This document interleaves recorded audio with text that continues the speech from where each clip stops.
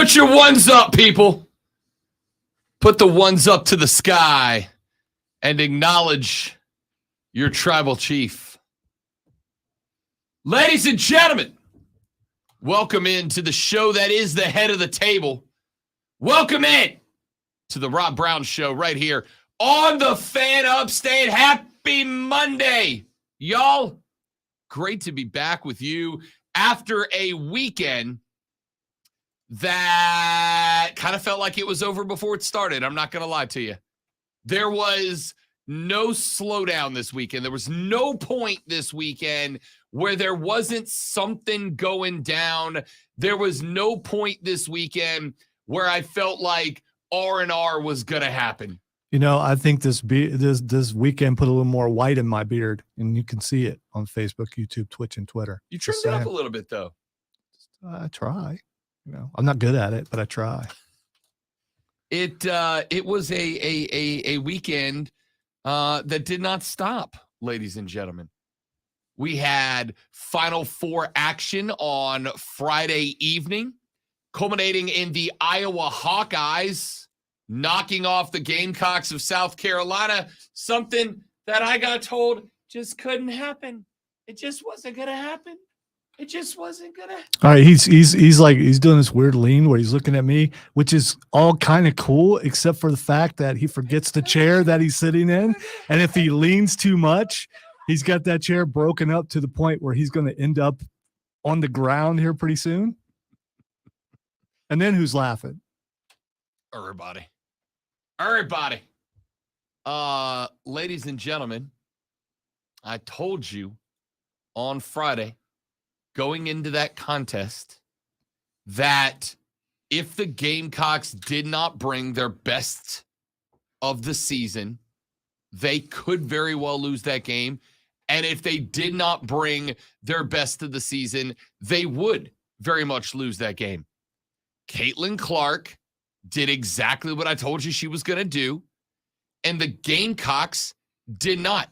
Listen, I am a huge fan of Dawn Staley's, a huge fan of the certified G that is Dawn Staley, but she got outcoached, flat out got outcoached in that game and never made adjustments. It's like if Kate Clark knocked by the first defender, the Gamecocks didn't know what to do about it. And that's just all there was to it. We can go down the rabbit trail of there were reserves this and backups that and this offense and that defense, et cetera, et cetera. But when it came down to it, Caitlin Clark did what she did. It was a fabulous game. And by the way, even with the Gamecocks not playing their best game of the year, they still had a chance down the stretch. But then the fourth quarter, and I know you're probably sick of hearing this if you're a Gamecock fan, but I don't think you can understate how impressive it is that Caitlin Clark either scored or assisted on every Iowa Hawkeye point in the fourth quarter, a fourth quarter that Carolina just could not close the gap. They get within one, and then Kate would do something ridiculous. Dawn Staley, of whom I am a huge fan, both off and off the floor. I feel like I'm going to have to preface that quite a number of times today. Got outcoached in that game. Iowa outplayed them, and unfortunately, while she's absolutely going to be the number one overall pick in the WNBA draft, in the biggest game of the season, Aaliyah Boston disappeared. Her game was on the side of a milk carton for that one. And if you couldn't get her rolling to go point for point with Caitlin Clark, it was always going to be a long night. I tried to tell you on Thursday. I tried to tell you on Friday. I got laughed at. I got told I was stirring the pot. I got told I was just trying to agitate people. Hell, I got called a Clemson homer by one guy because I said, if this is not South Carolina's best performance of the year, they will lose this game. And that's exactly what happened. That's the Clemson thing is typical and funny. But when it comes down to what you have done, you've contributed. Like a lot of people, you decide to build up Caitlin Clark to this mega star, and then she got knocked down in the very next game, and now we've got all the controversy, which I'm sure we'll be talking about. But when it comes down to it, I am tired of hearing about Caitlin Clark, and it has nothing to do with how good of a player she is. Sports media decided this is the girl, this is a girl, this is a girl, and that's all they talked about. Unfortunately, On Friday night, they were right. Can I finish, please? Yes. South Carolina didn't feel disrespected the way that LSU did. And LSU did what South Carolina should have and could have done and did not do. That's really what it comes down to. It. South Carolina, a lot of time, and they were mentioning on the broadcast, Don Thaley was just over there sitting down instead of being up and being heated to me. I don't know if she just felt like the game wasn't, out of hand and that they could come back, and they did take the lead in the fourth quarter. Someone posted that they never got the lead back, and they did. I watched them do it. They got the lead back, and then they lost it immediately, but they did get the lead back. So when they got the lead back, it's like, okay, maybe this is it. They're going to finish out the game. They're going to win this game, but they did not. And it's not because of one player that beat them. It's because they didn't play their best game, and Iowa did. And you can put all the praise on Caitlin Clark. Is she a great player? Absolutely. But this is someone, I've never seen someone built up so fast in such a short time to get knocked down like a couple days later. I have never seen this. So now we don't get that. This is like an AEW storyline. It's like, boom, it just happened there. It's over. Instead of a WWE build up for an entire year. Caitlin Clark. Oh no. So as this texter said, Zoe, they are talking like she's the girl because she is that girl. She didn't have the team around her to win that game. And that is 100% accurate. She did Friday. She absolutely did Friday. And they won. She didn't score every point in that game to beat South Carolina. No, she didn't. She put up 41. She had 18 from Sonano. What was the final? Nobody else had more than 7. What was the final score? Which one? The Iowa-South Carolina game? Yes. 77-73. So the team stepped up and helped her out. But so let me circle back around to the beginning of this. The point that I'm making was that as much as Caitlin Clark is her, she is that dude. She is the man. As much as Caitlin Clark is and was the man, the flip side of that is that South Carolina shot themselves in the foot. If South Carolina played that game and Caitlin Clark didn't go for 41 points and 8 assists, then they still win the game. The game South Carolina played on Friday night against Iowa beats everybody in the country except Iowa and maybe LSU. All right. I'm getting why we're talking South Carolina because it's important in this area. And I get it. But Iowa didn't win the national championship. LSU did. Correct. But you know who didn't? South Carolina. No, you're right. You're right. But in the end, I mean, you keep praising Caitlin Clark. She didn't get it done when it mattered most. So I'm so frustrated by this because I wish you could see what I see when you look at the certified G that goes by CC. You can't see me. You can't do that anymore. That's Angel. We got to stop doing that. Now. Yeah. Angel Reese. Yeah, you lost that when you lost the belt. That's how that works. Up in her grill, man. We're gonna come to that in a minute.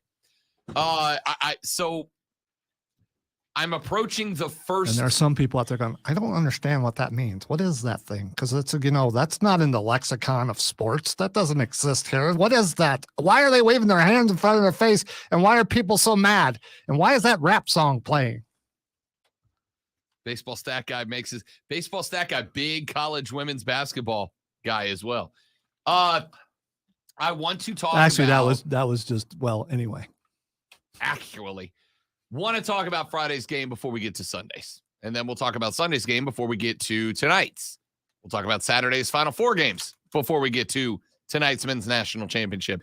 Can't wait to stay up till 9:20 p.m. to watch tip-off Eastern time. Ugh. Anyway, go back to Friday night's Final Four game. Caitlin Clark is that dude. The South Carolina Gamecocks had to have Aaliyah Boston do whatever they could do to match her. Instead, Aaliyah ended up 2 of 9 from the field for 8 points, and I think 4 of them were scored in the final 4 minutes. She disappeared. Instead, they had Zaya Cook, 11 of 21, but 0 for 3 from deep. The Gamecocks got doubled up Iowa's rebounds, which I told you they needed to do was prevent Iowa from getting on the offensive glass. Iowa had 5 offensive rebounds, but you had to have 2 of 3 things. Caitlin had to be kept to a tournament low in points. She had to be kept to a tournament low in assist, and you had to win the offensive rebounding battle. And 2 of those things had to break your way. She did not get held to a tournament low. In fact, she became the first NCAA player to go back-to-back 40-pointers when she put up her 41. She had to go tournament low in assists. She did not. Ended up with 8 of those. So there's another 16-plus on the scoring category. South Carolina did win the rebounding battle, like by a lot, 49-25. But here's the other side of that. From the field, Iowa shot 49.1%. From the field, South Carolina shot 39%. Every 10 buckets that go up, I was making 1 more. That's why it stayed close. But it is what it is, man. It is what it is. So anyway, hate it for the Gamecocks. That I was going to say that was a special team. That it was a special team. That was a very special team. This tournament did exactly what this tournament is designed to do. Create drama, create chaos, create compelling stories based around compelling characters. And it damn sure did that. The women's game between South Carolina and Iowa, if I read this correctly, it was very late very late yesterday evening. But the game between South Carolina and Iowa drew more viewers to a college basketball game than any game since like 2011, including men's games. Now, there's an obvious caveat to that, in that tournament games on the men's side are played across 9/11 channels, and none of them are ESPN.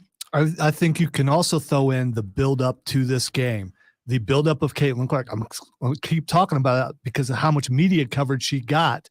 They build her as the biggest thing in all of basketball, not just women's basketball, but basketball period. And so people started taking notice. Okay, this team is playing an undefeated team. This probably will be a good game. Is this player as good as she's being hyped?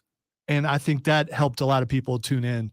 And it was on a Friday night, which is also surprising that many people watched on a Friday night when they're usually out and about and doing other things. I mean, first off, I've hit the point in my life where you're more likely to find me on the couch watching basketball than at the bar on a Friday night. Doesn't mean you'll never find me at the bar on a Friday night. But I also knew we had men's Final Four Saturday, WrestleMania Sunday. I knew there was a very unlikely shot that I was going to be. I don't want to hear that Rob Brown's settling down. I don't want to hear that Rob Brown's on the couch. I want to hear that Rob Brown is out and about and a man of the people, which is what we expect from Rob Brown. We don't expect Rob Brown to be on the couch. Get off the couch, Rob Brown. I did not get off the couch this weekend. You ain't 40 yet? I went to brunch on Saturday, which is the 40-year-old version of getting lit. That's it. It's over. He went to brunch. Turned with the bottomless mimosas, son. Absolutely did. And what did you have at this brunch? Shrimp and grits. Ugh. What? No. You're still being wrong publicly.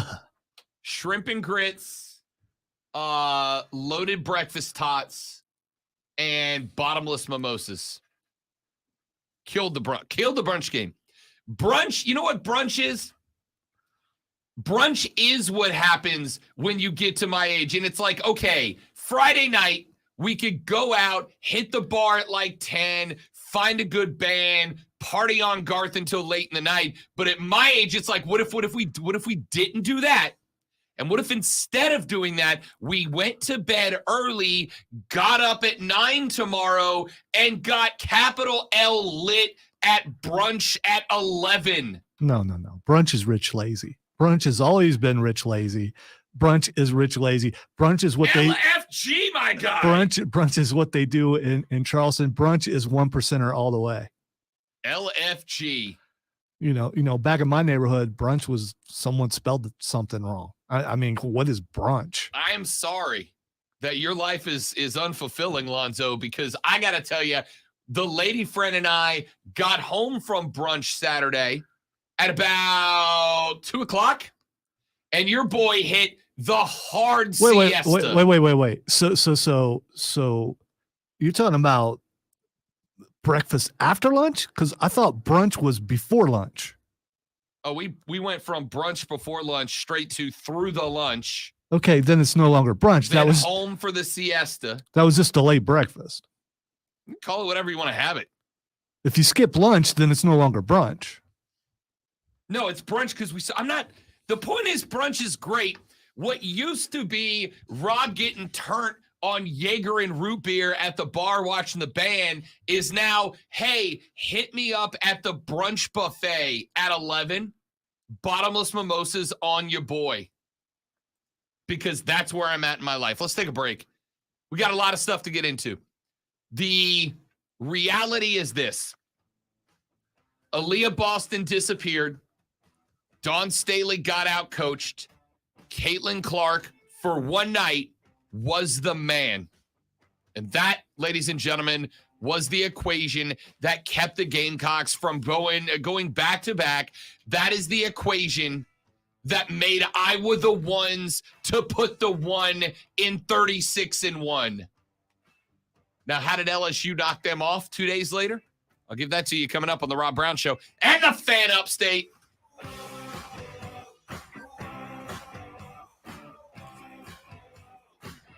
Look at what I sent you on Twitter. I want to see your reaction.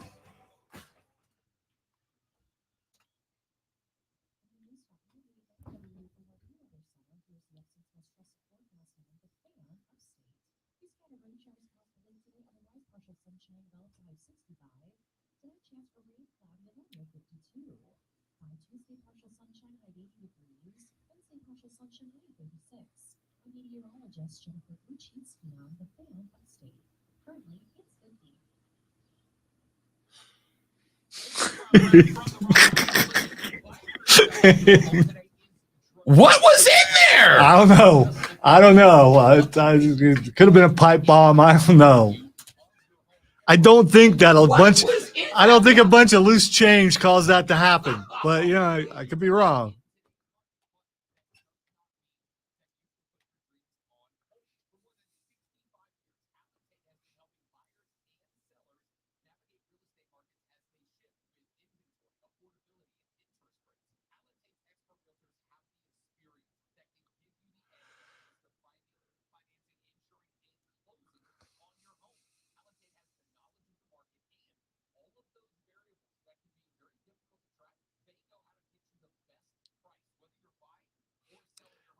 I'm careful about what I share online. It's just something I saw about. I will tell you what it is: a laundromat dryer catching on fire and spewing out fire. It was weird. It could be a setup. It could be anything, but it was just it's. I don't know why those things show up on my feed. Thank you, Luke. I don't know.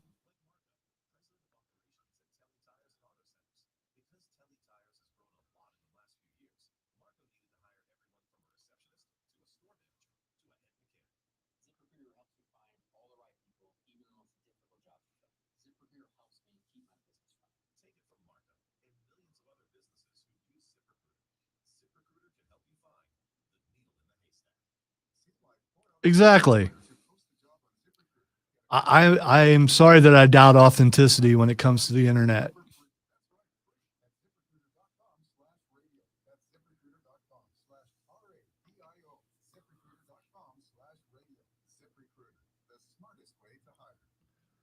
People are very creative with video these days.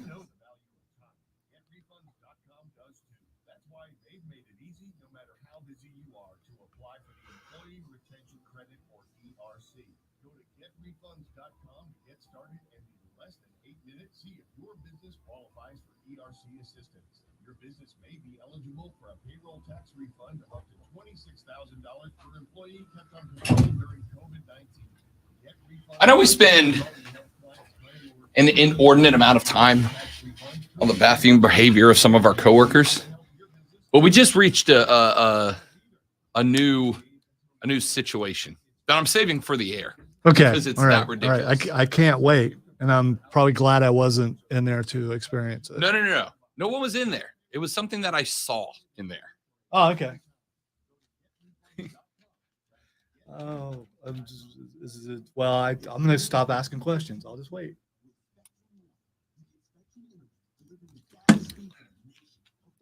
By the way, I'm guessing you didn't watch NXT. Not yet. Watching it today. You need to. I heard it's really good. Oh, it was. I was going to watch it last night when WrestleMania ended, but then a buddy of mine was earlier in the day talking about how good of a show it was. Yeah, I mean, I saved it. There are a couple things that happened on there that I was like, oh my, how? But it was very good. I watched it Saturday afternoon. So, because I was curious how it would compare to past NXT stuff, where takeovers were so good that people would say there's no way that the main event on the main roster could be as good. Saturday better than Sunday though. On WrestleMania, I thought Saturday was much better than Sunday.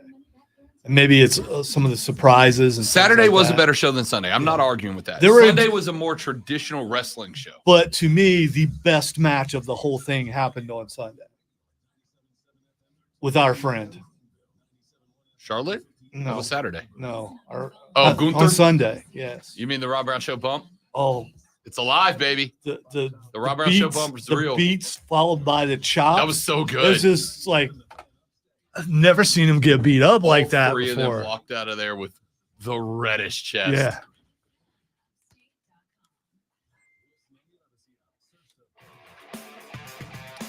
All right, listen. I know that we spend a probably unreasonable amount of time on the bathroom etiquette of our coworkers here on this show. See, I don't think we do. I know you're about to tell a story, and I want to tell you why I don't think we do, because we are celebrities. Now, it's a low-level matter of celebrity, and some people have more celebrity in the building than others. And I'm sure there's a curiosity out there. How do celebrities do certain things? And I consider this a service. I don't know that anybody is tuning into a sports talk radio show, listening here to hear the gripe of the host versus their coworkers who lack bathroom etiquette. But I just saw something, Zoe, that for the first time in a very long time, I actually stopped to really process what was happening. Now, we have had some stories come out of that bathroom. Lonzo and I have talked about hearing what we could only assumed was a WrestleMania quality event based on the sounds coming out of stalls. We have talked about the fact that both of us believe there are days we should get hazard pay based on opening the door. But I just walked into the restroom. If you watch the stream at facebook.com/thefanupstate, you know that usually during the first break, that's the first restroom stop for old Rob Brown. So I went into the restroom and I walked up to the wall stall to do my business. And Lonzo, there were not one, but two Slim Jim wrappers left on the top of the urinal. That means Okay, I don't get what's unusual about that. that means that someone went to the restroom, unzipped the old fly, let loose, and then decided, I'm going to be here a minute. Let's have a snack. And while they were using the restroom, decided with, and if you've ever opened a Slim Jim, you know it's a two-handed process, which means that the hand that they grabbed theyself, exposed theyself to the world, they then reached up, grabbed a Slim Jim, opened the Slim Jim with the hand that was just on themselves, and then consumed a Slim Jim with said hand. They took a break from the bathroom break to open and consume a Slim Jim, and then decided, Lonzo, that one Slim Jim was good, but it didn't quite get the job done. I'm going to go to Slim Jim number 2. And then had to either A, set their Slim Jim down on the back of the bathroom stall, or while in the process of doing their business, reach into their pocket and remove a second Slim Jim to then open and consume again, all while actively using the restroom. All right, this is another case where you are projecting how you do things onto everyone else, and you believe that that's the way society does things. You've been in locker rooms. Do you frequently find yourself going to the snack cabinet while you're going to the bathroom too? I don't have a snack. Well, maybe I do. Listen. I appreciate multitasking more than most people. So breaks for radio are very short. They may seem long to you, the listener. They're not really. You got to get a lot of stuff done and accomplished during the break to get back on to the airwaves to entertain the peeps. And so they accomplished a couple things at once. And, you don't want a radio show. We're going to believe that it's a radio show host. We don't want them on the show angry or hangry. You want to make sure that they're taken care of. I don't know if you know this, but you're not regulated to not eating your Slim Jims at any point that you're not hanging. Okay. The other thing is you're also making an assumption that one person ate both of those Slim Jims. The next person in line could have also been eating Slim Jims, stepped up to the urinal and ate their Slim Jim. So it could have been 2 people who ate those, because there were 2 Slim Jims. Could have been 2 people. I think you're making a lot of assumptions about what was done in there. And it could be also a thing that someone ate those Slim Jims while they were in studio. And when they went to unzip their pants, the wrappers fell out of their pockets. So they picked them up, they put them up on the urinal so they could throw them away, took care of their business, and they forgot. I don't automatically think ill of people, and you just, you're projecting cleanliness onto people where let's face it, it doesn't really exist as much.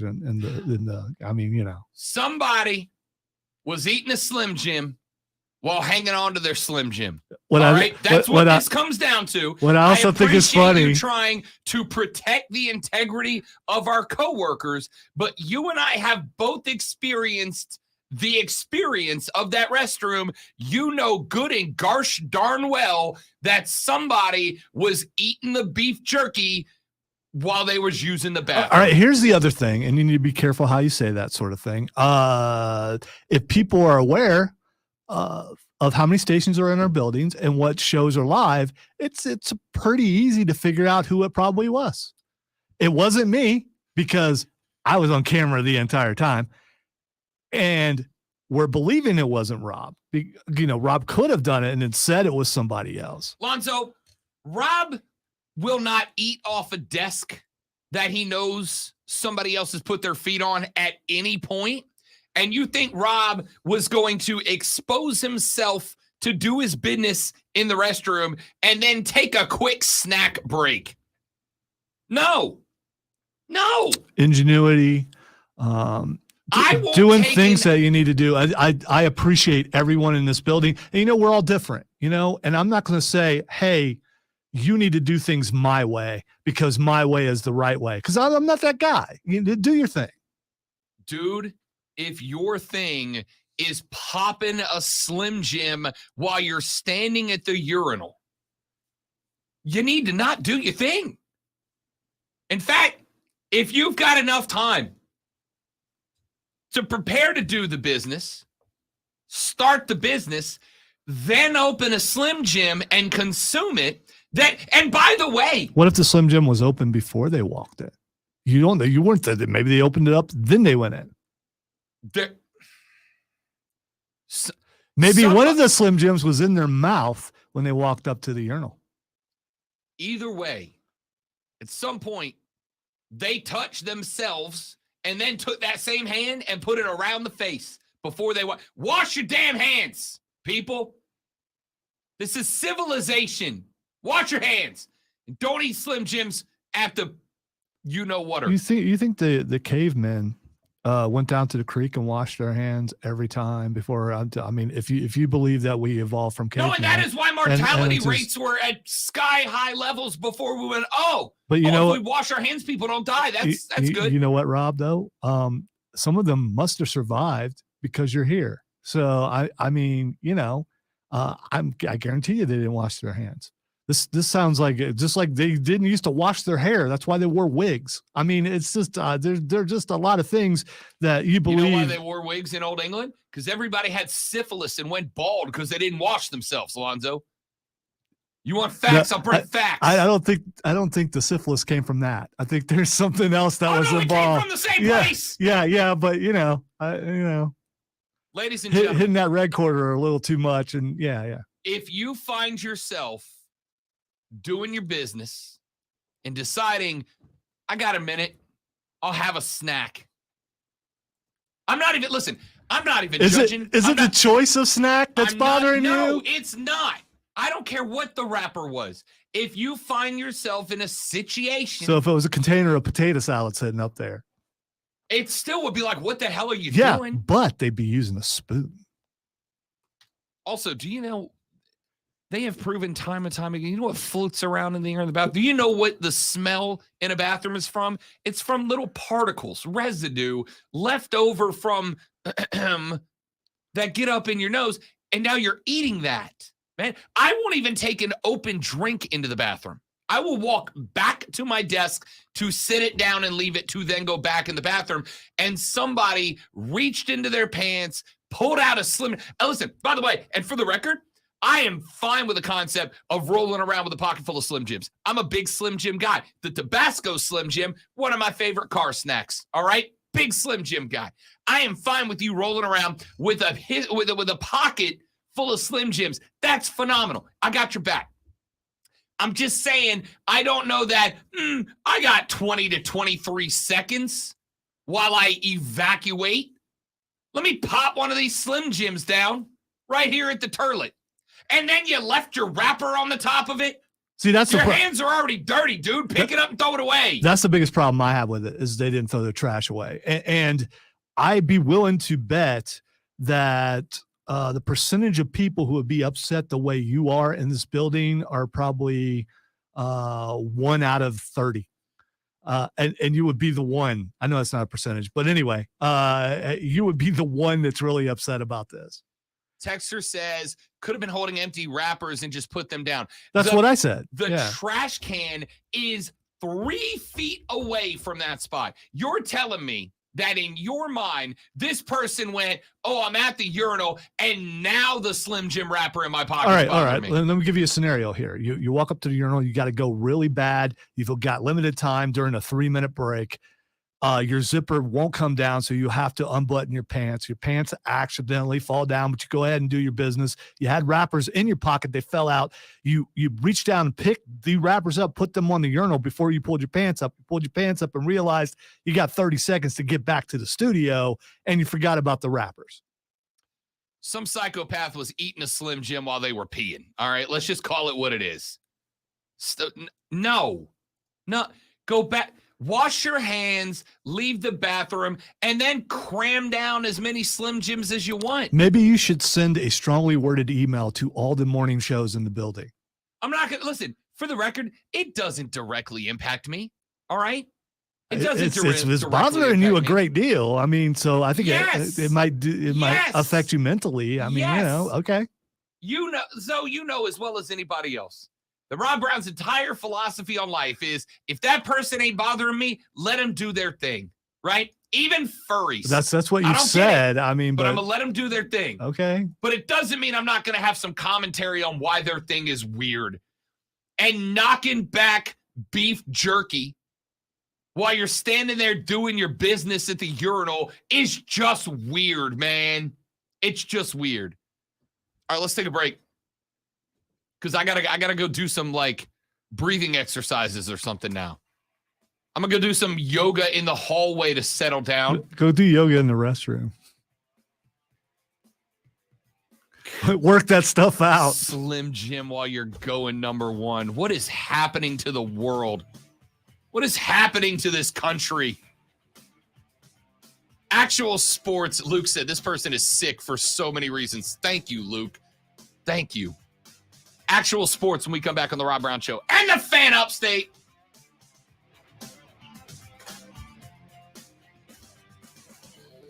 You think that one's going to the Star Wars reel? I was very entertained. Are you not sports entertained? He's going back to look for Slim Jim. No, I'm not going back in there. He's going back to look for Slim Jim.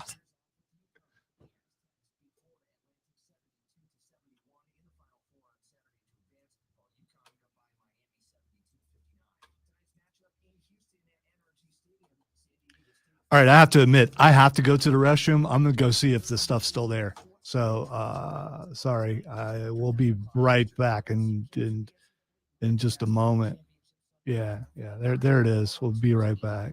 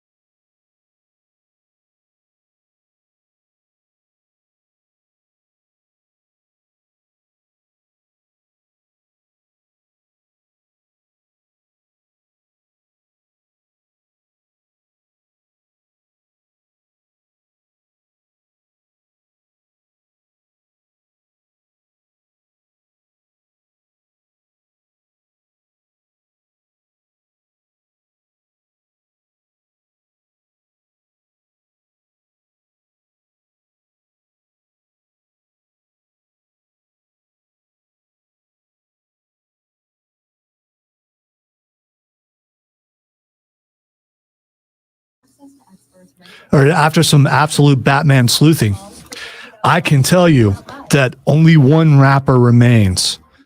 So if the earlier report is accurate and there were actually two rappers, one of those rappers are gone. So does that mean that person came back and threw one away and left the other one? Or did the other one kind of like float somewhere? It could have floated off. There was someone else going in when I came out. Somebody may have thrown one away and left one as a I don't know. I thought about, throwing it away, but because it bothers Rob so much, I'm leaving it there. So I'm not touching it because somebody touched the junk and then touched a Slim Jim. You don't know that. It's got junk particles on it. This is like circumstantial evidence. You don't know for sure if that happened. I mean, you don't know. I would be willing. And different equipment requires different handling. Possibly there was no touching. I mean, forensic analysis. Somebody see if you can use the get your fingerprint kit out of there and go in there and dust it for the thing. Yeah, and then go down there, get a piece of tape and do that whole thing, and then go down and start matching fingers. All right, I want to see your hands. Somebody threw the basketball in the monitor and broke their monitor, shattered their big screen plasma monitor. I blame Richard Jefferson. Best pass he had his entire career. Actually, Richard Jefferson was pretty Somewhere good. there is a very, very angry technical producer.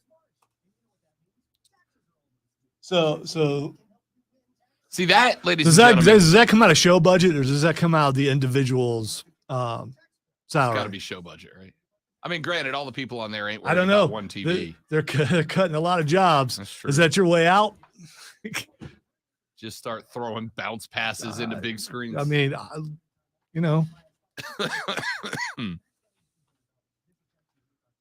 guarantee you if that happens in here, I get in trouble, even if I didn't throw it. Why am I looking at you? You can't see when the break's over. You can't see me.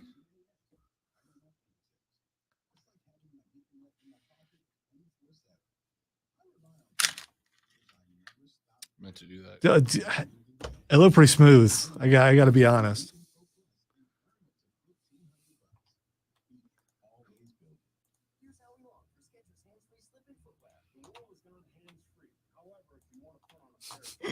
The world is gone hands-free.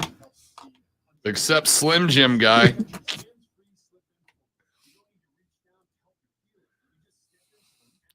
All right, how to label this chapter?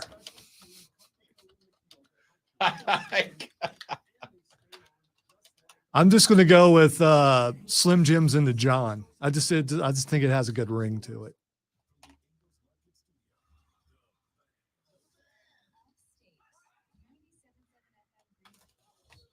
Got to put my apostrophe in there. We're good now.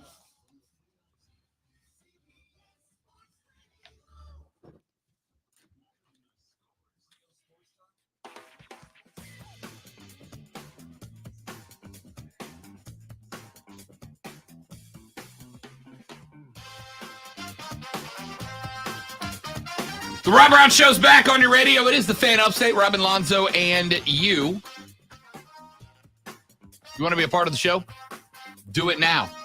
You can give us a buzz on the GilstrapFamilyDealerships.com phone line at 844-FAN-PHONE, 844-FANFONE. That's 844-326-3663. That's the phone number to get on the air with us. You can text us on the text line at 71307. 71307. Start your text with FAN, F-A-N, FAN, F-A-N. We'll read them on the air. And you can tweet us at The Rob Brown Show, at Lonzo on Word, or tweet everybody at the station at The Fan Upstate. And keep in mind, we start today, The Rob Brown Show starting 11. Lonzo and I will, throughout the month, be keeping track of who hits us with solid phone calls, who hits us with solid text, who hits us with solid tweets, who do we see out and about promoting the good name of the Fan Upstate. We are looking for the Rob Brown Show starting 11. You can start earning your way into that starting 11 today. But if you want in on the starting 11, you've got to participate with the show. Calls, text, tweets, emails, whatever you want to do, however you want to do it. Find your gimmick, make it happen, and be a part of the show. At the end of every week, we will give you an a VFan Upstate. I got to stop watching TV while I'm doing the show. We will give you a Fan Upstate, The Rob Brown Show starting 11. At the end of every week, we'll tell you who is in the starting 11 at the end of that show. And at the end of that week, at the end of the month, if you are in the starting 11, you will get a personalized shout out, whatever you want to say on the air.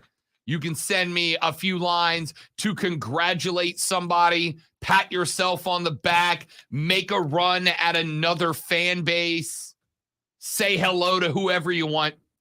At the end of every month, the 11 in the starting 11 will get a personalized shout out to say whatever you want to say on the air as part of the Rob Brown Show starting 11. So stay tuned for that. And again, if you want in, start sending those texts to 71307.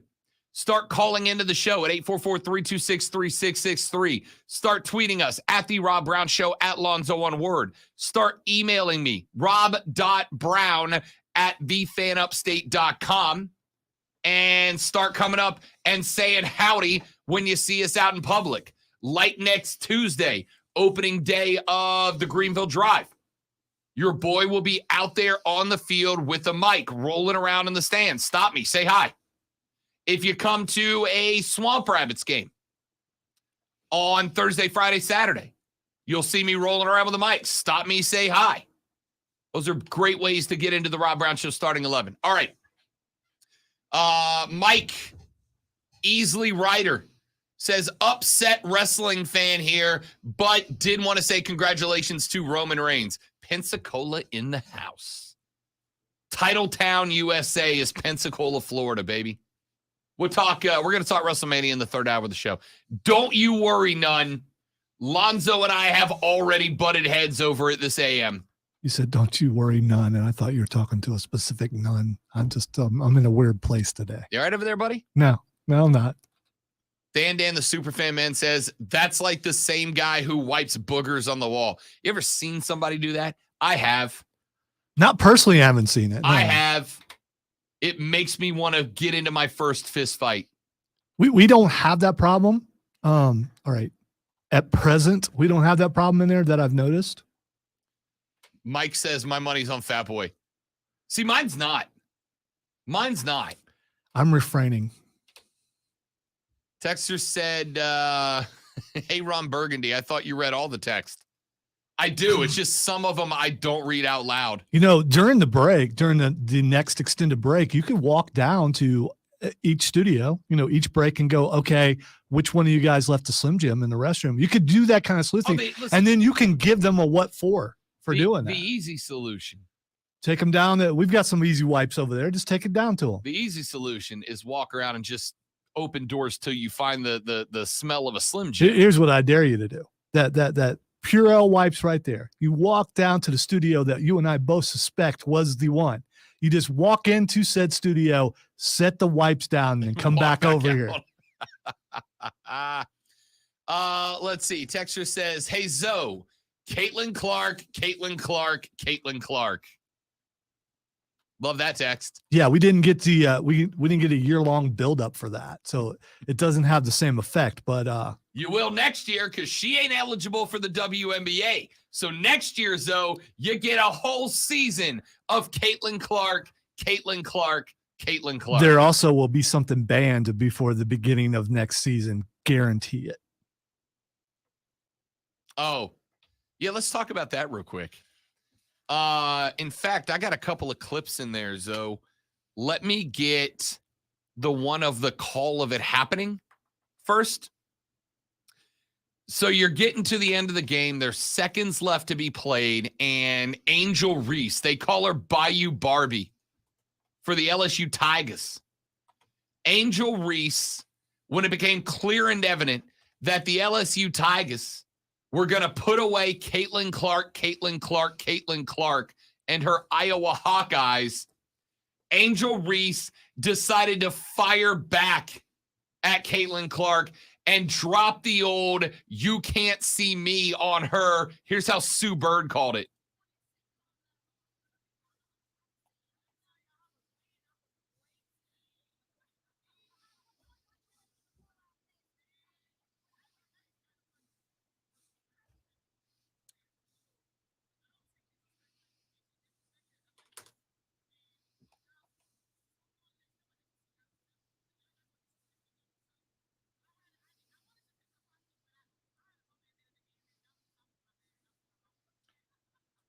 I was in my bag. I was in my moment. Angel Reese dropped the "you can't see me," then pointed to the ring finger while staring down the sniper Caitlin Clark, gave her the old what for. And I did find it interesting that that's when it became a problem. Not when Caitlin Clark was dropping it on the Gamecocks or the other three teams she beat to make it to the Final Four. Not when Caitlin Clark was dropping the "you can't see me" on people in the Big Ten tournament. It wasn't until Angel Reese hit her with the "you can't see me," putting them away for the Natty, that it became a problem. Look, I got no problem with it. Y'all know I'm a big Caitlin Clark fan. Angel Reese is a bona fide stud as well. And here's the reality of basketball. It is a sport that has roots in smack talk. Go to any court anywhere in America and you're going to find trash talk. That's just how the game works. And when Caitlin Clark was dissing it out, you know it's looked at as you better win the whole thing because if you don't, you're going to get it back. And she damn sure got it back from Angel. But Rob, there are little girls out there looking up to these players, and they're going to be out there in their rec league games, and they're going to be doing these professional wrestling moves to people, and it's going to be a problem. It's going to be an epidemic. As Icona Pop said, I don't care. I love it. Don't care. It's basketball. It's basketball. It is basketball. How many people out there think there are some people out there who may not know what that is and where that came from? But I would say that there's a greater percentage that do. I don't have a problem with it. And if you have a problem with one player doing it and another one, you're looking for something. Yeah. You are looking for something to fight about. Yeah. You've got an agenda of some sort. Stop it. If it was okay for Caitlin Clark, I hate saying the name because you've already said it like 57 times in the first hour, to do it, then it's okay for Angel or anybody else to do it. Okay. Yeah. Yeah. So I'm going to go ahead and make it just slightly uncomfortable.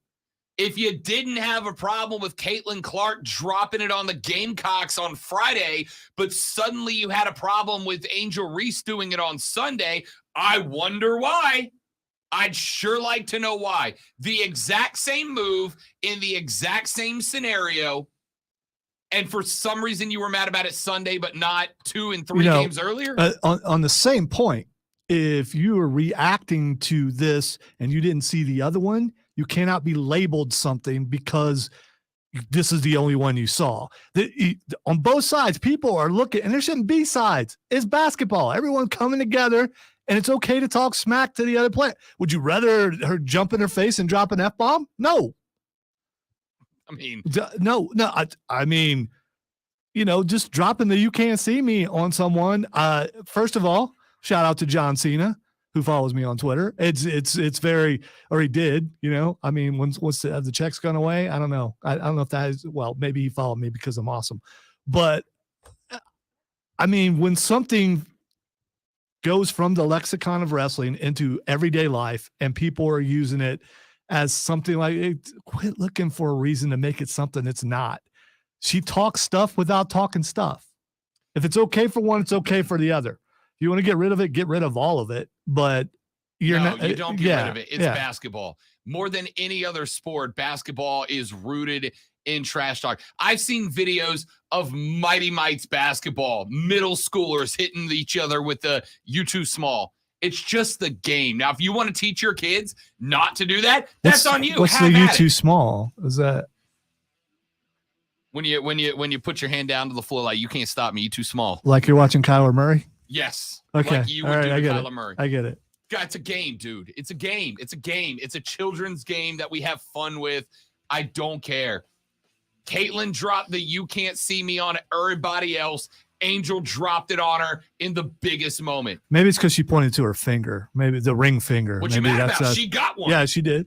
She was just saying, in about 30 more seconds, this finger's going to be occupied. I got no problem with it. None at all. Caitlin Clark's a G. Angel showed her what was up. Back after this for the second hour of the Rob Brown Show in the Fan Upstate.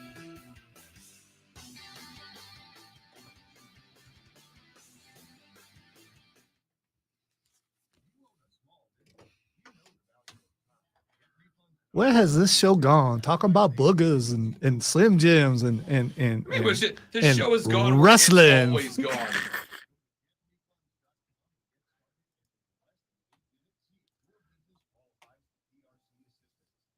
Some people think that it's okay to have fun at work. How dare they?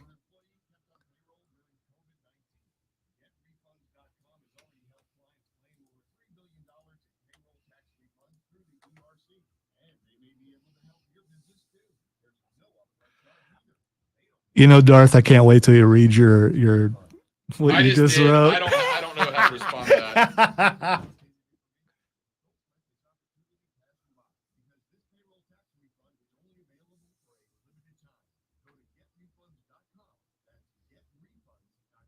No, Talk Sports guy is trying to figure out who's better, South Carolina or Clemson. That's what Talk Sports guy is doing.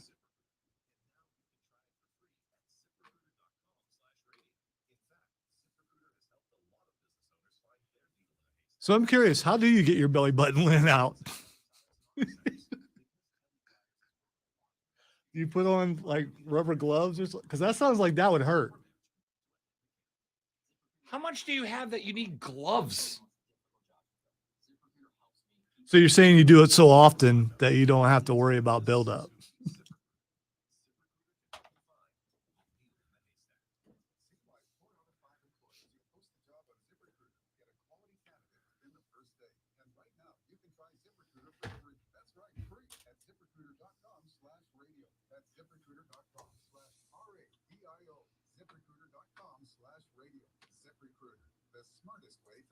Sinking foundation can cause you to make quick decisions that could be wrong.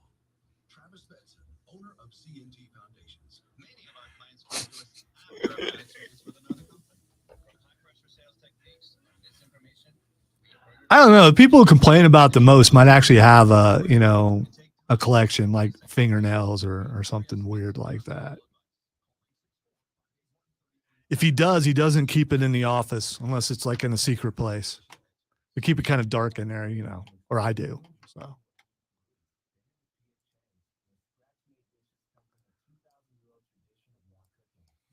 this is where I test to see if he's actually listening. This time I think he is. No, for the first time, actually, I wasn't. Sorry.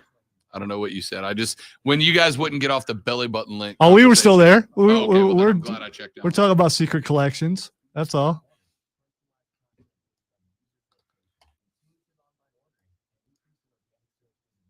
Like, could you actually be on a State Farm commercial? I don't know. Yeah, I had many pairs of khakis. No, that's not the part I'm talking about. Their latest thing where they go, I keep all my shrimp tails in my pocket. Oh, you know that stuff.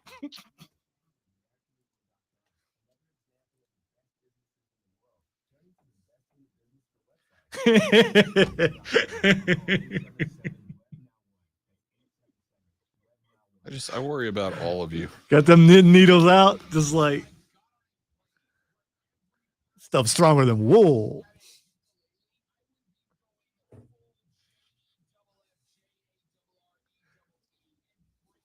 So when you say you guys are gross, you mean me and everybody on the stream, not Rob, though. He's refined.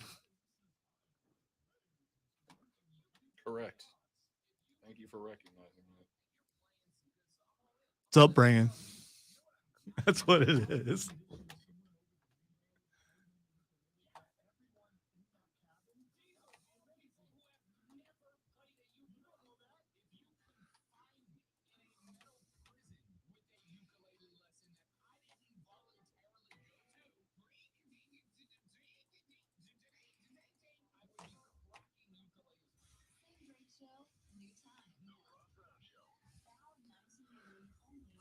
Outstanding Jeff Jarrett reference from me in that promo, too.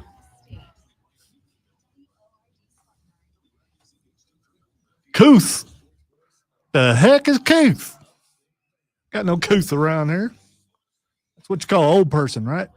Yo, You old couth. couth.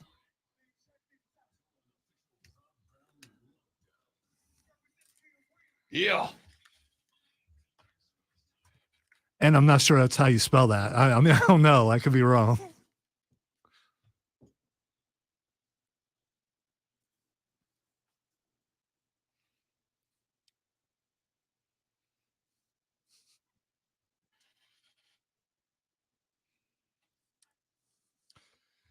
Here we go. The second hour of the Rob Brown Show starts right now. This, ladies and gentlemen, is the Fan Upstate. Howdy, y'all. Welcome in.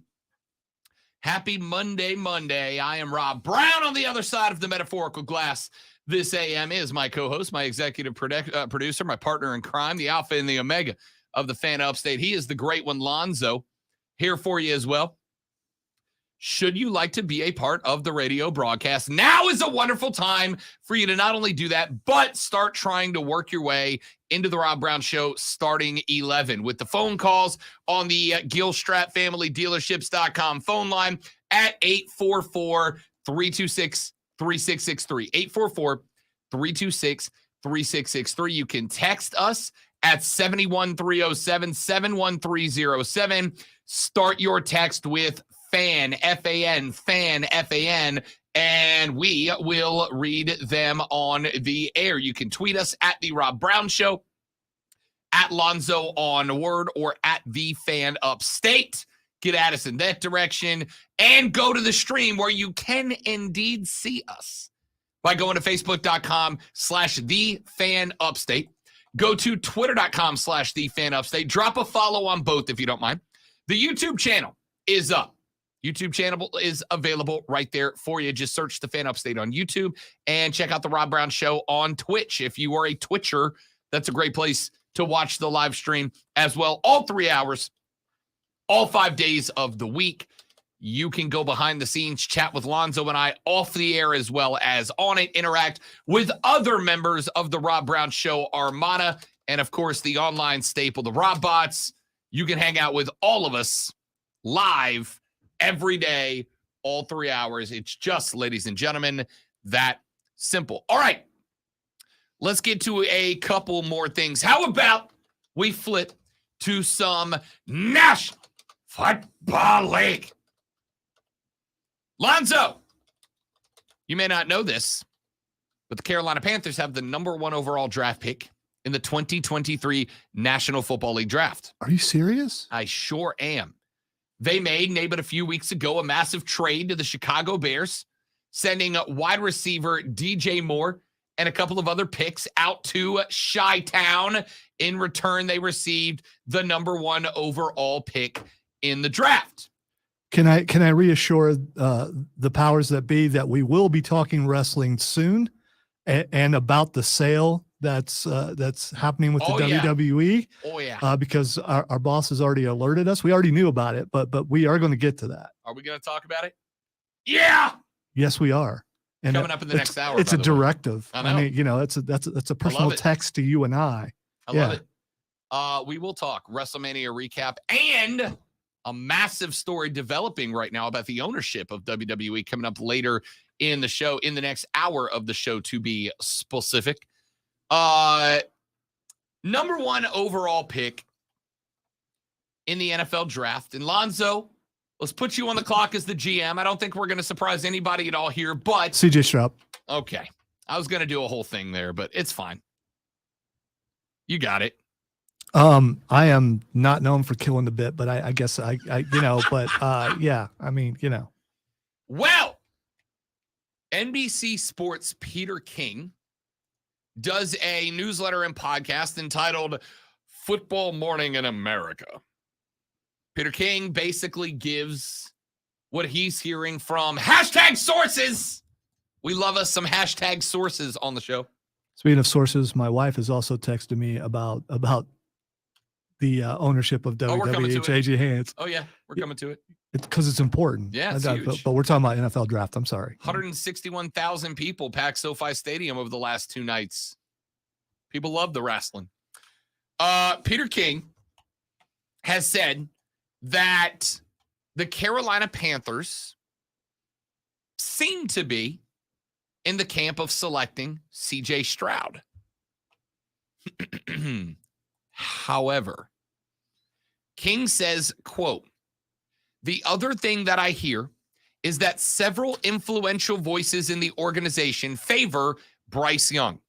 That does not mean Young will be the pick, not at all. This will be a collaborative choice, and the Panthers still have organizational meetings ahead to set their draft board with finality. But before he took the Carolina quarterback coach job, Josh McCown reportedly told friends he loved Bryce Young. What that means after he studied all of the passers, I don't know," end quote. According to Peter King, Frank Reich will likely be willing to concede if there's not a consensus towards his guy.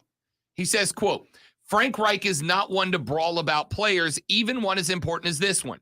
He's a consensus seeker. I think he likes Young and likes him a lot. I just don't know if he likes him more than Stroud.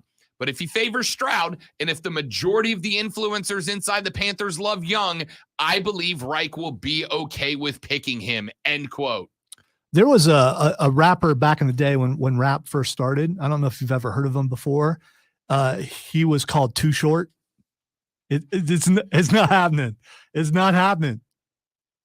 Now I got Too Short in my head. It's just, yeah. You did it to yourself, buddy. Yeah, that's all right. It's all right. It's better than Randy Newman's Short People Got No Reason. But yeah, come on. That's a great Randy Newman impression, and you know it. Yeah, what you got the face down too. So that was pretty good. The #1 draft pick in the draft this year. You should pretend like you're playing a piano when you do that, though, to really sell it. Come on. Do you believe that they're going to take Bryce Young? If they do, I'm going to be so disappointed. I really am. And you know who else is going to be disappointed? Everybody who roots for the Panthers. Everybody. Yes. You There know is not you know why? one You know why? fan out there. You know why? Because C.J. Stroud is a better quarterback. C.J. Stroud is a much taller quarterback. C.J. Stroud is the answer. Bryce Young is not. So let me talk to you. You can't do that because he's an older wrestler that you're referencing, and those guys can't. You know, they have no place in wrestling now.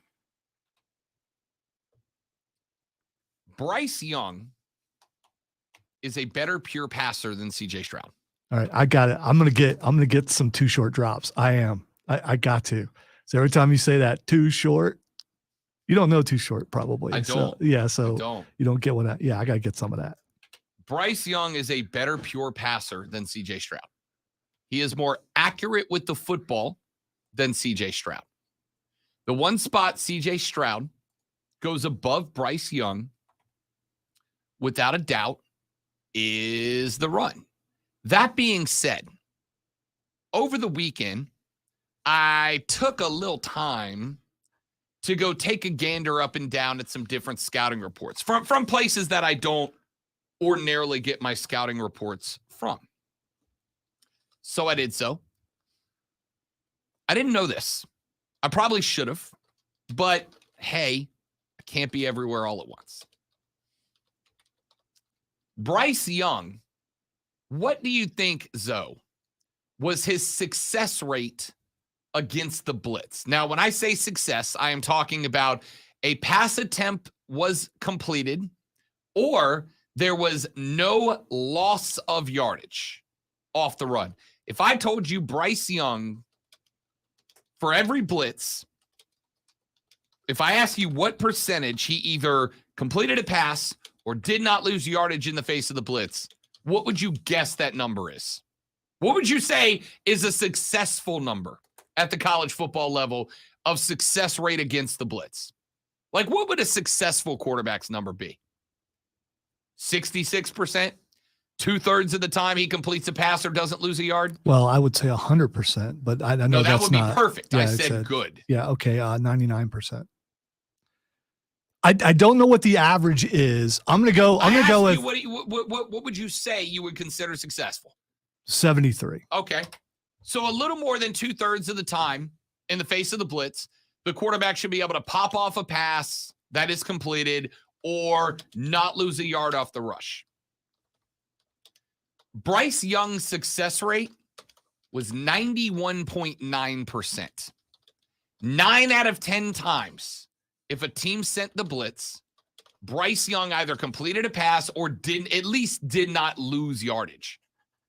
9 out of 10 times. Now, there are things to take into consideration.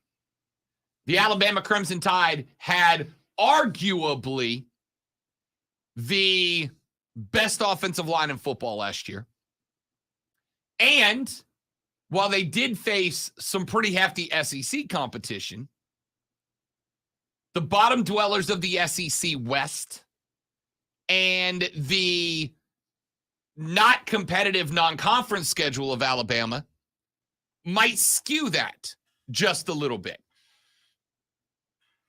I will go ahead and tell you right now, If Bryce Young was 6'3", 220, Bryce Young is far and away your number one pick in the National Football League. It's not a question. When it comes to pure quarterback talent, Bryce Young's better than C.J. Stroud. The statistics are just about level across the board. And C.J. Stroud had significantly more skill talent around him than Bryce Young did at Alabama. But you can also argue Bryce Young won a natty. C.J. Stroud was in the hunt to win a natty. Bryce Young did not make the hunt for the natty in the semifinal, in the playoffs. And that's fair. But I also argue that CJ was working with a significantly better skill set around him. If Bryce Wait. So you're saying there are better players at Ohio State than there are at Alabama? At the skill slots there were this year. Can you say that though? Can you really say that? I mean, I don't know that you can say that. Sure I do. If Marvin Harrison Jr. was eligible for the draft this year, he'd be selected in the top 10. Jackson Smith and Jigba on the other side is going to be selected inside the top probably 23. There's two right there. I hope he drops a little bit. Name me an Alabama wide receiver. Just name me one from this year. You can't. Well, they didn't make the playoff. That makes them irrelevant. So, I mean, so I can't. My point stands. So, if Bryce Young was C.J. Stroud's exact size, Bryce Young would be the number one overall pick. Flying colors. It wouldn't even be a debate. We wouldn't even be sitting here. They would not be throwing up smoke screens about it. It would quite literally be a done deal. But he's not tall, and you can't teach that. I wonder if we look at the shortest successful quarterbacks in the NFL, who we would come up against, right? Like, who would be in the modern era? Don't hit me with 5'11" Fran Tarkenton. I'm talking in today's league. If you were not a New Orleans Saints fan, would you have the same thoughts about a shorter quarterback? How tall was Drew Brees? Because I'm sure you're going to throw that as an example. Drew Brees was listed on the roster as 6 foot. I shook Drew Brees' hand, 5'11" on his best day. Yeah, which is still an inch taller than correct. Bryce Young. You know who else was 5'11"? Michael Vick. Still an inch taller than 5'10" and a quarter. All right. It's a little bit less than an inch, but still. Doug Flutie was 5'10". Yeah, that's not really. I mean, not my best effort. How successful was he? You think Bryce can do that thing like professional wrestlers do? Put a couple inches on the bottom of their shoes to make them taller? Not quite a platform, but somewhere in between. Do they make platform cleats? I do wonder what the NFL. I wonder. This is not even a joke. I'm dead serious about this. I wonder what the NFL's rules on altering cleats are. Like, is there a size limit to the sole of your cleat? And I wonder what impact it has on a runner. Like, do track stars have I can't have the sole of my shoe be any thicker than this? Well, that is a good question, because I ran track. Yes, believe it or not, I did. And the track shoes are so much lighter compared to football cleats, but they're also not nearly as durable. It doesn't mean they couldn't change the bottom of the cleat to make it lighter for them. I don't know. So I may actually spend some time looking into the NFL's rules on cleats, but I don't think that this decision is as clear cut as a lot of people, Lonzo included, want you to think it is. I really don't. I think that Bryce Young, when it comes to pure quarterback talent, is better than C.J. Stroud. Where C.J. has him is about 3.5 inches of height, about 30 pounds of muscle mass, and slightly better short field accuracy off the run. Outside of that, if it's just stand and deliver in the pocket, CJ does not match with Bryce Young. And if Peter King is correct, this decision for Carolina may not be as clear-cut as we thought it was a week and a half, 2 weeks ago. I wonder if it was pro day. I wonder if this has always been the case. I wonder if this is Josh McCown and Frank Reich's ear going, hey, you brought me in here to be the quarterback coach. Let me coach the quarterback that I want to coach. I don't know. And again, I'm only hearing this from Peter King at this point, so maybe this is nothing at all, but Pete King is not a hot take express kind of guy. He's been pretty straight with his thoughts. I wonder if we don't get a bit of a shock on draft day out of the Cavs. All I know is how good CJ Stroud looked because I watched every one of his games. I can't say that I watched every one of Bryce Young's games because I didn't. I think when it comes down to it, I think the height factors in. I think presence in the pocket, decision making. There's a lot of things that come into play if they're fairly even, and if McCown's words mean anything. What he said to CJ Stroud after, and yes, CJ Stroud's pro day was first, so who knows? Maybe he said something different to every one of those guys, but it sure did sound like Stroud is coming. And yes, there's a lot of psychology involved, but it doesn't have to be. You got the number one pick. You can come right out right now and say, "Hey, we're taking this guy." You can do that. I mean, again, there's so what's the point of the psychology of not saying who you're taking? Is this to hurt everybody behind you? Because you're number one now.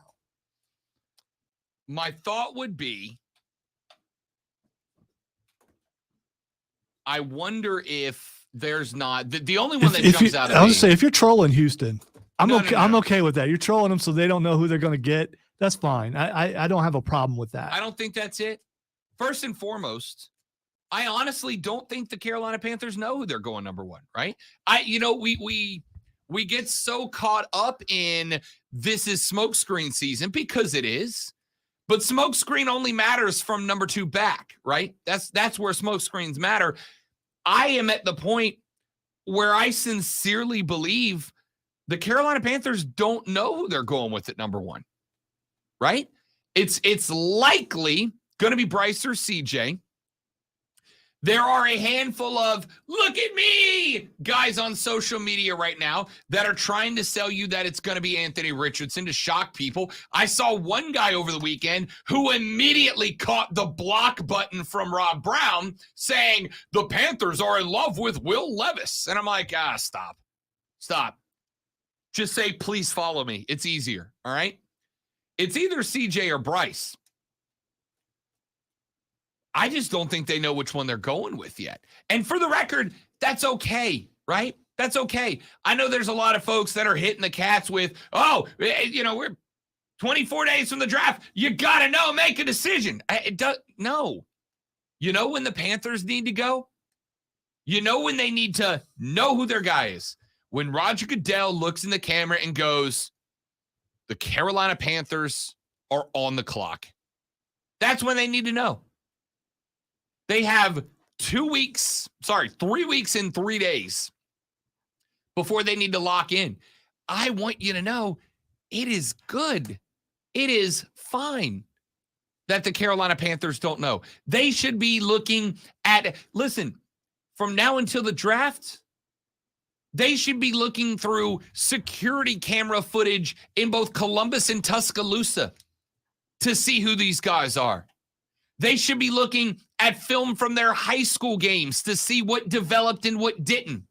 They should be doing interviews with people that they've dated in college just to find out who they are, what their work ethic is, what their lifestyle mentality is. They don't need to know right now. And the people pushing them to hurry up and make a decision, why? The draft's in 3 weeks. Plus, what's the hurry? I genuinely believe that the Panthers just honestly don't know yet whether it's Young or Bro or Stroud. Stroud's the bigger, more physical guy that's likely going to have a better chance at having a long, extended career without injury. Bryce Young's a better quarterback. Which direction do you go? And I'm fine that they don't know yet. Let's take a break. When we come back here in just a minute, got a few more things to get to on this episode of The Rob Brown Show, including 2 things that baseball did very, very right this weekend that matched up perfectly with the pitch clock era. I'll tell you what I watched in the Rangers-Phillies game yesterday that I very much fell in love with. And I'll tell you what it is when we come back on The Rob Brown Show and the Fan Upstate. All right, guys, got a live read right here. Stay right there. We'll be right back.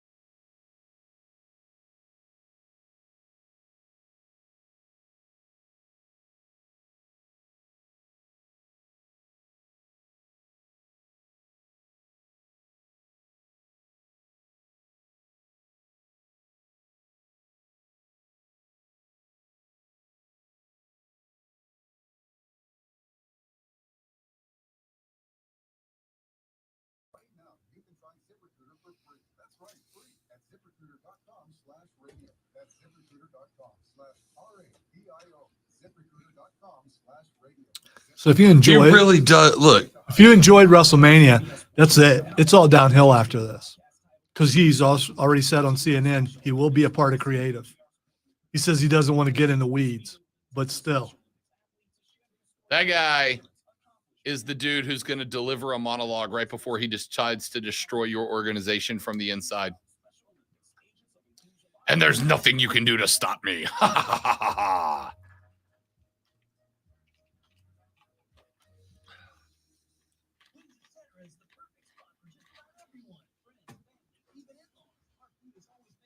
I just want him to come out and say that he's the guy who decided that Roman would win. He wasn't. I want him to say that. I love that you guys just refuse to let a story play out. I want it my way now. Yeah. Let a story play out. You ever gone to a movie and halfway through the movie been like, I hate this story? Dude, so he's going to be champ for like 15 years. We're only halfway. We're not even halfway. Is that what you're saying? Because it's kind of what you're saying. We're more than halfway. You compared it to halfway through the movie. So we're only halfway through the movie. So it'll be a champ for another 1,000 days. Don't say anything around Lonzo. That's a metaphor. He hates metaphors. If it went over my head, I would just grab it. I would simply reach up and grab it.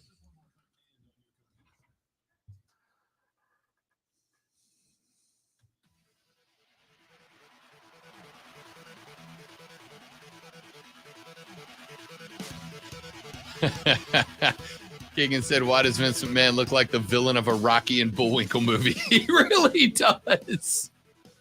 Genuinely does.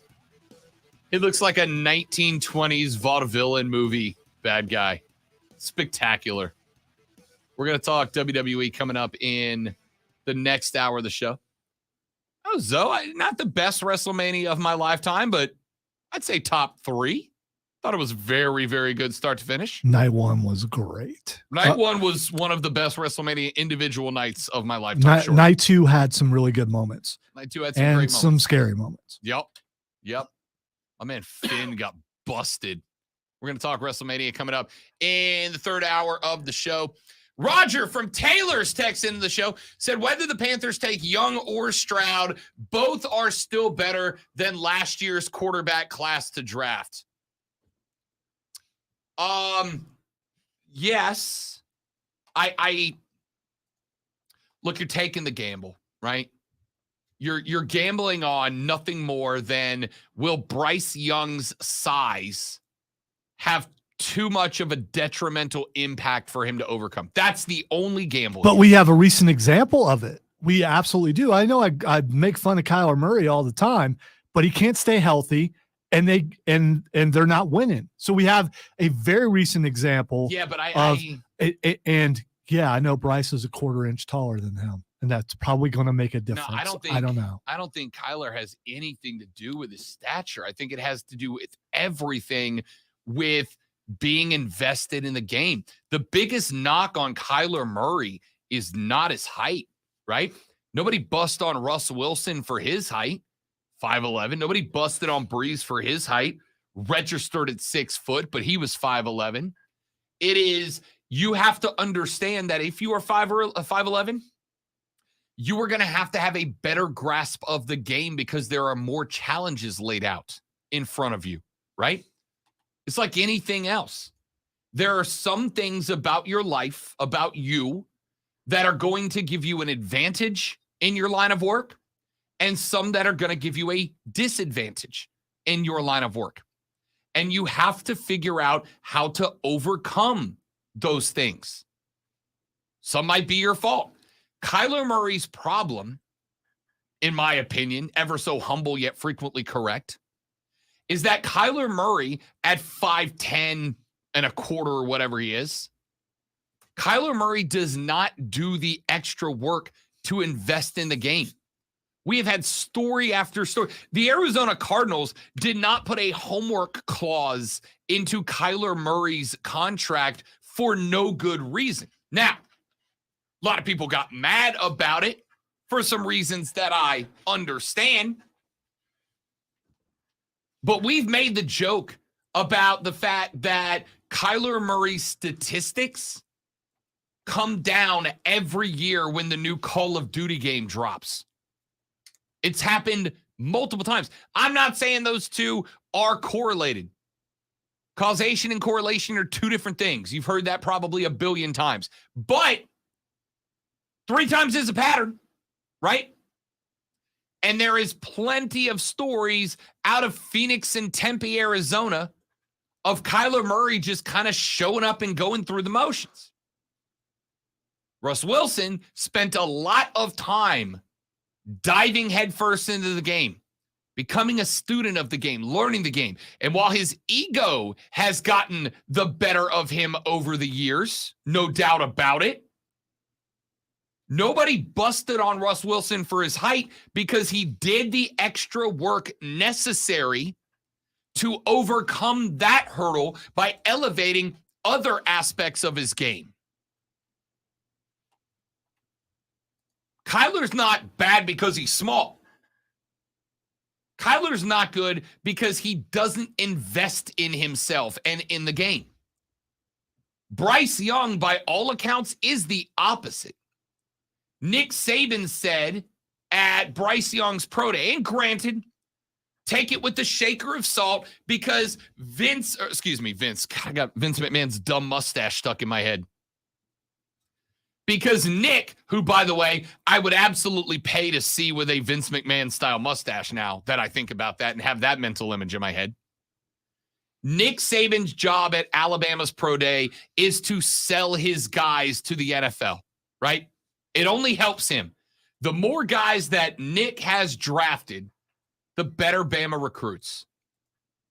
But at that pro day, when scouts were asking and reporters were asking about Bryce Young, the football player, Nick said that one of the issues they had with Bryce is that when the team got together on Monday to watch film together, Bryce Young had better knowledge of what was on the tape than the coaches did. Bryce Young was grabbing a laser pointer and going, yeah, that's great, coach, but I want everybody to look over here because here's what I saw on the tape. Nick Saban said Bryce didn't go roll out with the fellas on social day. Bryce was in the room with film and a playbook and a pencil and a pad, putting work in. If you are 5'10" and a quarter and a $190, which was largely assumed to be water weight to make himself bigger at the combine, which is fair. But if that is a part of you that is hampered, how do you fix it? How do you handle that?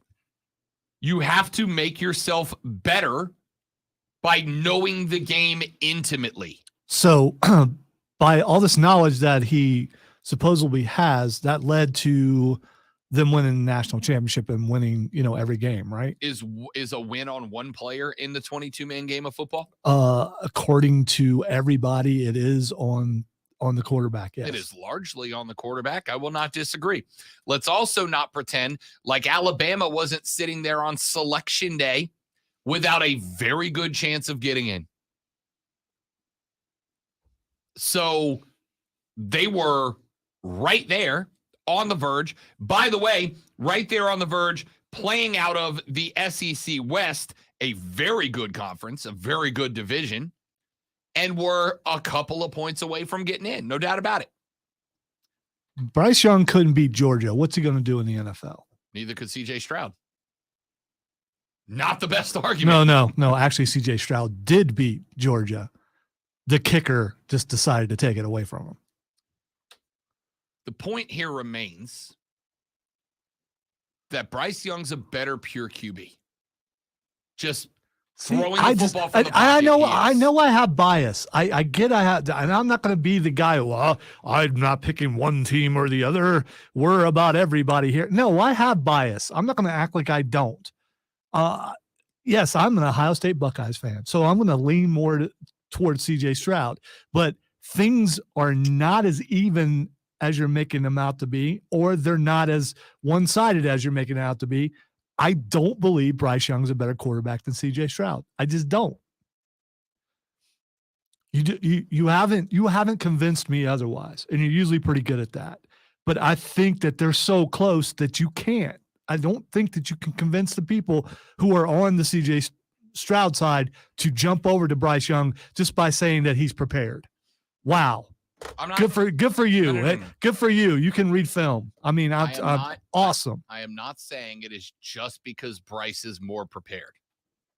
For the record, I have no idea what CJ Stroud's schedule of study is, right? He might do everything you know why? Bryce does. You know why? Because his coach doesn't have to come out to say these things. No, yes, to he does. cover. Yes, he does. That's no, what Pro Day literally is for. No, he doesn't have to come out and point all these things out because CJ Stroud doesn't have a check against him like Bryce Young does because of his height, and everyone's looking at it and everyone's pointing it out. His coaches have to come up with how he's compensating for lack of height. CJ Stroud doesn't have to have that happen for him. So I would argue that, yes, I don't care if CJ Stroud was 6'7", 225 pounds and had the physique of a Roman god. I still want to know that he is a student of the game at quarterback. You know, with the defensive end, the game's pretty simple. You got stunts inside, stunts outside, a couple of pass rush techniques, and on any given play, you've got an assignment. I think you just need to know what your assignment is. With quarterback, there's 1,000 things that you need to know before the snap and 1,000 things you need to process after it. I want to know that my dude's nose is in the books, not the clouds. Well, here's the thing. If you are an elite level quarterback, if you're a quarterback in college who is competing for national championships or at least winning your division and all that kind of stuff, I think it goes without saying that you're that guy. It doesn't need to be pointed out because if you weren't, you wouldn't be winning unless everybody around you was so much better. So I'm going to tell you that just like Nick Saban, Ryan Day is just like Nick Saban. In that, the better his team does the recruiting, the better his team is going to be, right? Ryan Day wants as many guys drafted, and Ryan Day wants as guys drafted as high as possible so that the next 5-star QB with aspirations of being a first-round draft pick can go, oh, yeah, Ryan Day has sent X amount of players in the first round. I'm that guy. If everything they say about Bryce can be matched by CJ, and the only thing that separates them is 4 inches of height and 40 pounds of muscle, then yes, that makes CJ Stroud much more attractive as a first-round quarterback, as the first overall quarterback. That makes him much more likely to be picked up for that reason, and it makes it much more likely that Ohio State gets to brag about having the first overall QB off the board. That's Ryan Day's job. So if that was a thing about CJ, yeah, I would assume if he knows what he's doing, and I think at this point we can say he does, that Ryan Day would absolutely get on the camera and go, yeah, I think that's all great for CJ Stroud, or for Bryce Young. CJ Stroud's that guy too. You're not going to catch this guy taking an off day. You're not going to find this guy goofing off when there's time to be used to study, but we haven't heard that, right? I'm not saying he isn't. I'm saying I don't know. I do know it about Bryce because there are other guys on Bryce's team that have said the same thing. We can't get this guy to the bar. He's too busy elbow deep in film, in books, whatever. And I think that is important. But again, all of this circles around to the argument that we're talking about. When Peter King said there are voices in the Panthers locker room trying to convince Frank that Bryce is the guy, not CJ. It all comes down to a gamble on Bryce's ability to stay healthy, to see over a tall line of scrimmage, and deliver the ball. If he can do that better than CJ, whether it's because he's a student of the game or because he's not as short as we were told that he is or whatever the reason might be. If Frank Reich gets convinced that Bryce can deliver the football every bit as well, if not better than CJ Stroud can under pressure, then I don't have a problem with Bryce Young being the pick. And this is why, as I've seen on Twitter, why won't they just make the pick? There's no hurry, dude. There's no hurry. If I'm working for the Panthers right now, I'm going over every single second of film of both of these guys from last year. I'm looking for any and everything I can find to show who did what, when, where, how, and why. There's no hurry. It is what it is. James said Stroud can be good in Carolina, Bryce in Houston as well. Both can be true. Yeah, the only thing I care about here is who would be a better fit in Carolina. Who's a better fit? Well, you don't want to go to Houston. That's the thing. So if and the death sentence you're putting absolutely on whoever is picked second.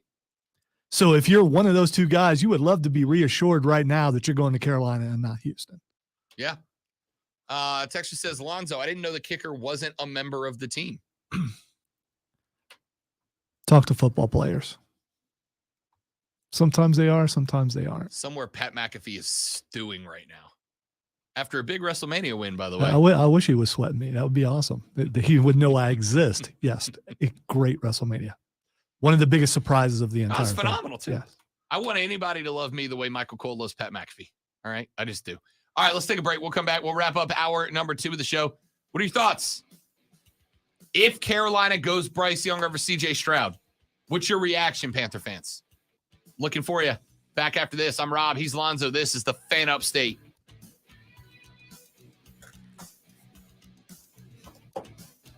Here's my reaction. If Mom just said that this shirt makes me look like I have boobs. My mother said that. I'm glad your mom's looking out for you. If CJ Stroud gets signed, I may get season tickets. If Bryce Young does, I won't. And again, that goes back to bias. It absolutely does. Season tickets.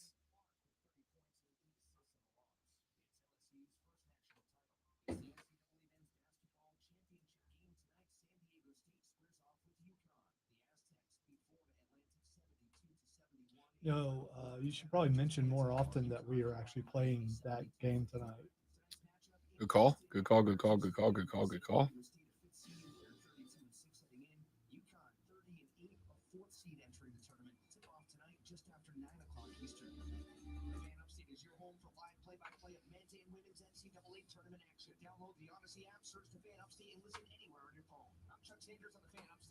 That's a good question, Steven. I didn't know. I'm excited about that. Ed Orgeron is now with the Saints. So let me tell you, they put that out on April Fool's Day. So I actually don't know if it's true.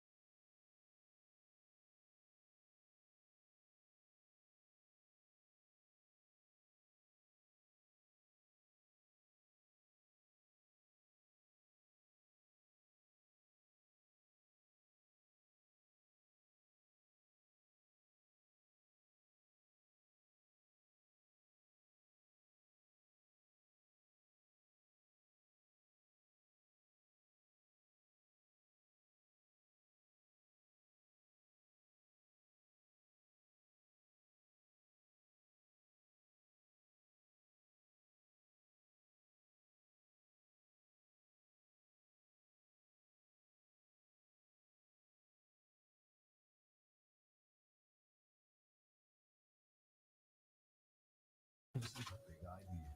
With smart spending controls, automation that crushes busy work, and real-time insights so you can make it happen.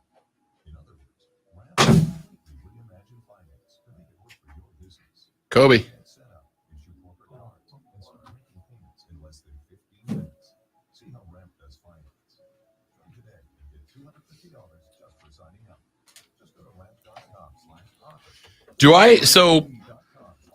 Do I want to take a 1-day trip over to Bristol for the dirt race? Leave at like 5 a.m, drive 3.5 hours to Bristol, watch the race, drive 3.5 hours back. Is this the Rob Brown who says he spends all his time on the couch now? Because that Rob Brown probably doesn't want to do that. Although you're technically still sitting for the most part. The problem that I'm going to have with it is that I have to work a game the night before, so I won't be home till like 11:30 midnight, which would be like a 5-hour night sleep. Get up, drive 3.5, watch a race, drive 3.5 back. And I wouldn't get back till like 1 a.m. and then have to work the next day.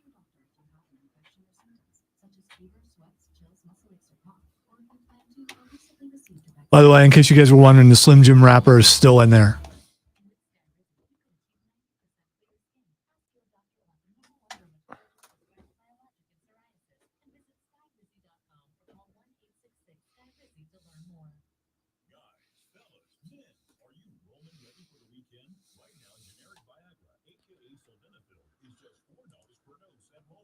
Complete a free online visit with a U.S. licensed healthcare professional. If medication is appropriate, Roman sends what you need in discreet packaging with 2-day shipping. Generic Viagra from $4 at Roman. Go to ro.co/Viagra. Do it today and get 20% off your entire first order. So I guess Tony Khan's big announcement Wednesday is not that he bought the WWE.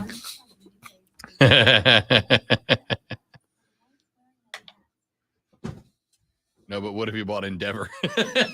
Yeah, he could do that. I wish he would come on and just have the mustache, though. I've decided to grow a mustache. That's my big announcement.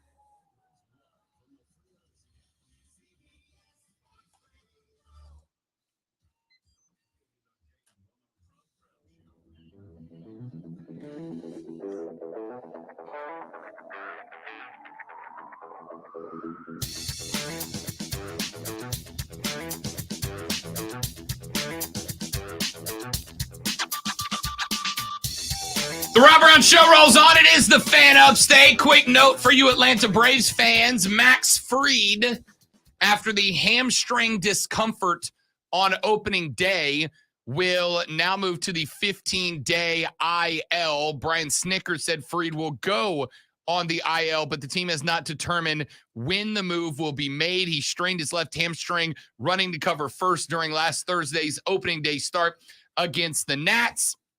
Snicker went on to say that the strain will, quote, prohibit Fried from getting on the mound for a while, end quote.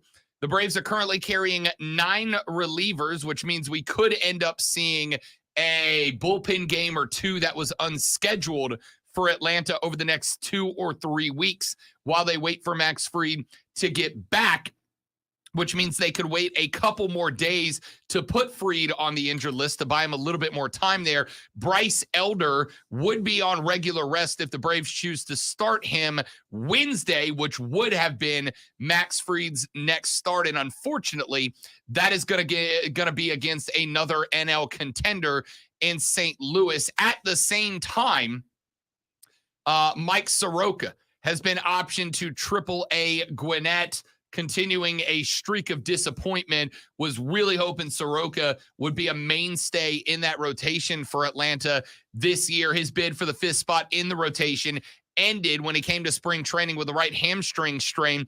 Through 38 pitches, completed 1 1/3 against the Tigers in his Grapefruit League debut back on March 22nd. But he will begin his season coming off of the DL at a point where the Braves need to add a starter into the rotation in Gwinnett, where he will continue his quest to try to make his way back to the big show. Remember, he tore his right Achilles tendon back in 2020. 10 months later, tore the same tendon while recovering and just has not been able to get healthy and back on the hill ever since. So a little bit of a note there for Bravos fans. Another interesting thing, and I kind of want to talk about about this when we come back. Rob Manfred made a comment over the weekend. Rob Manfred was talking about analytics in baseball. And he kind of shined a little bit of a light accidentally on baseball's decision to ban the shift, put in a pitch clock, et cetera, et cetera. Rob Manfred made a statement about analytics that kind of hits me a certain kind of way, but I think I might be in the minority on that. So we'll talk about that when we come back in the next hour. Baseball also did something during the Saturday Rangers-Phillies game that I really hope they lean into. Really hope they lean into. We'll talk about that. And an interesting little nugget I saw on Reddit over the weekend, where a South Carolina fan found their way into a Clemson Tiger message board to put up an editorial that said they believe South Carolina is beating Clemson in the at-home recruiting and that it's going to stay that way for a minute. But are they right? We'll address that and Wrestlemania in review, all coming up in the next hour of the Rob Brown Show. I am Rob Brown. The great one, Zoe's on the board. You are listening to the Fan Upstate.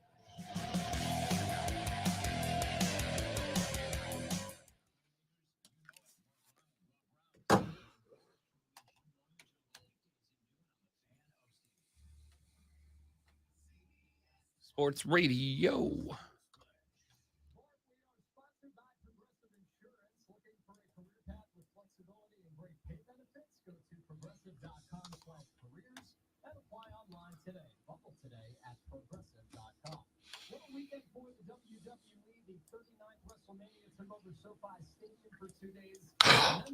A WrestleMania update in the sports segment.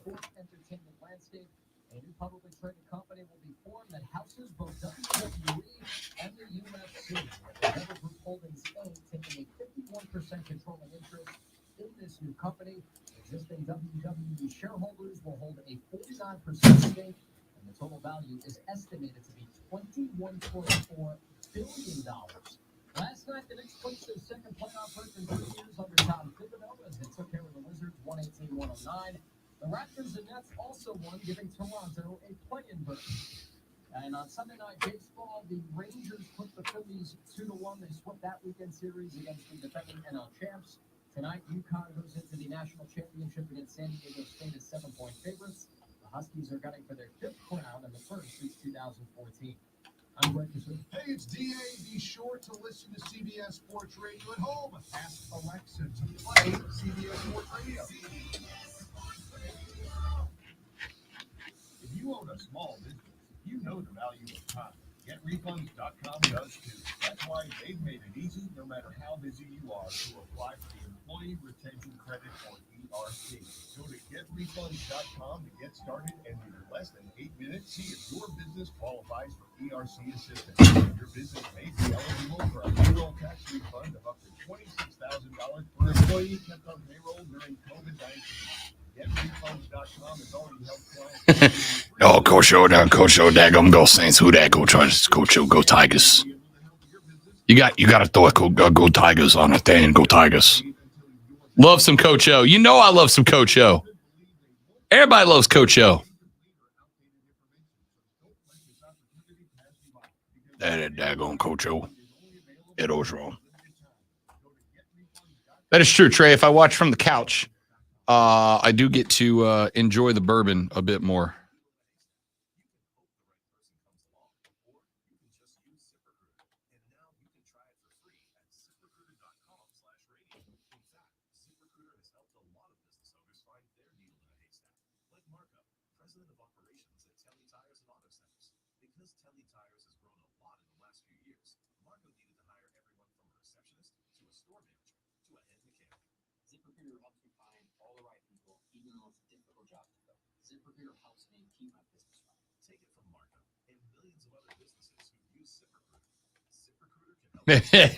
No, the Coeds in Florida love Ed Orgeron. Keegan, you know that.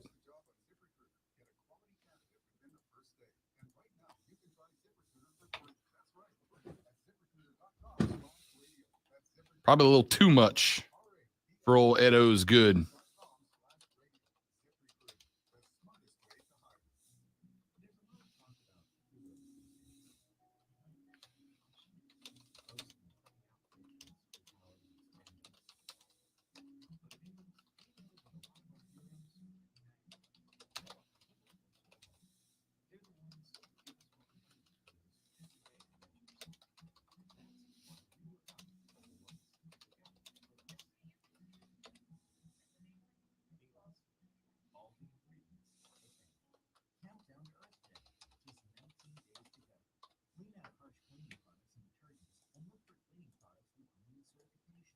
when we each share one thing, it becomes a million things for our planet.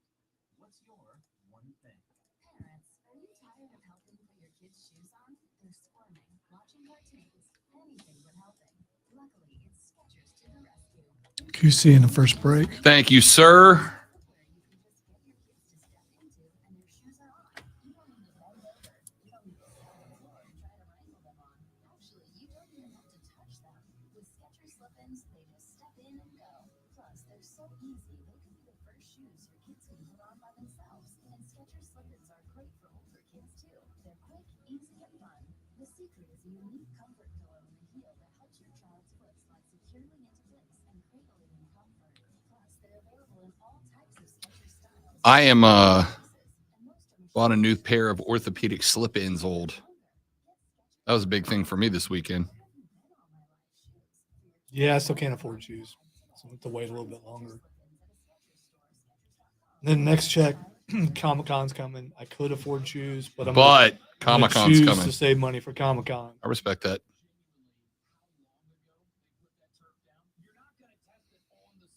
Gonna be sandals weather like the next 2 days anyway. I mean, if I want it to be. Tell that it's gonna be like up to 86 Wednesday. Ooh. Yeah, so I mean, you know. I'm going to go short shopping.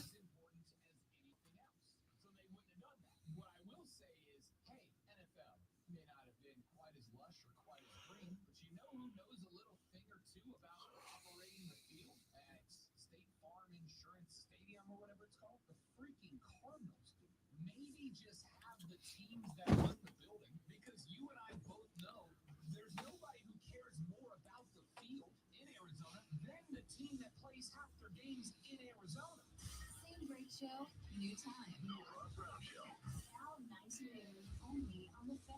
Upstate. WORD Spartanburg.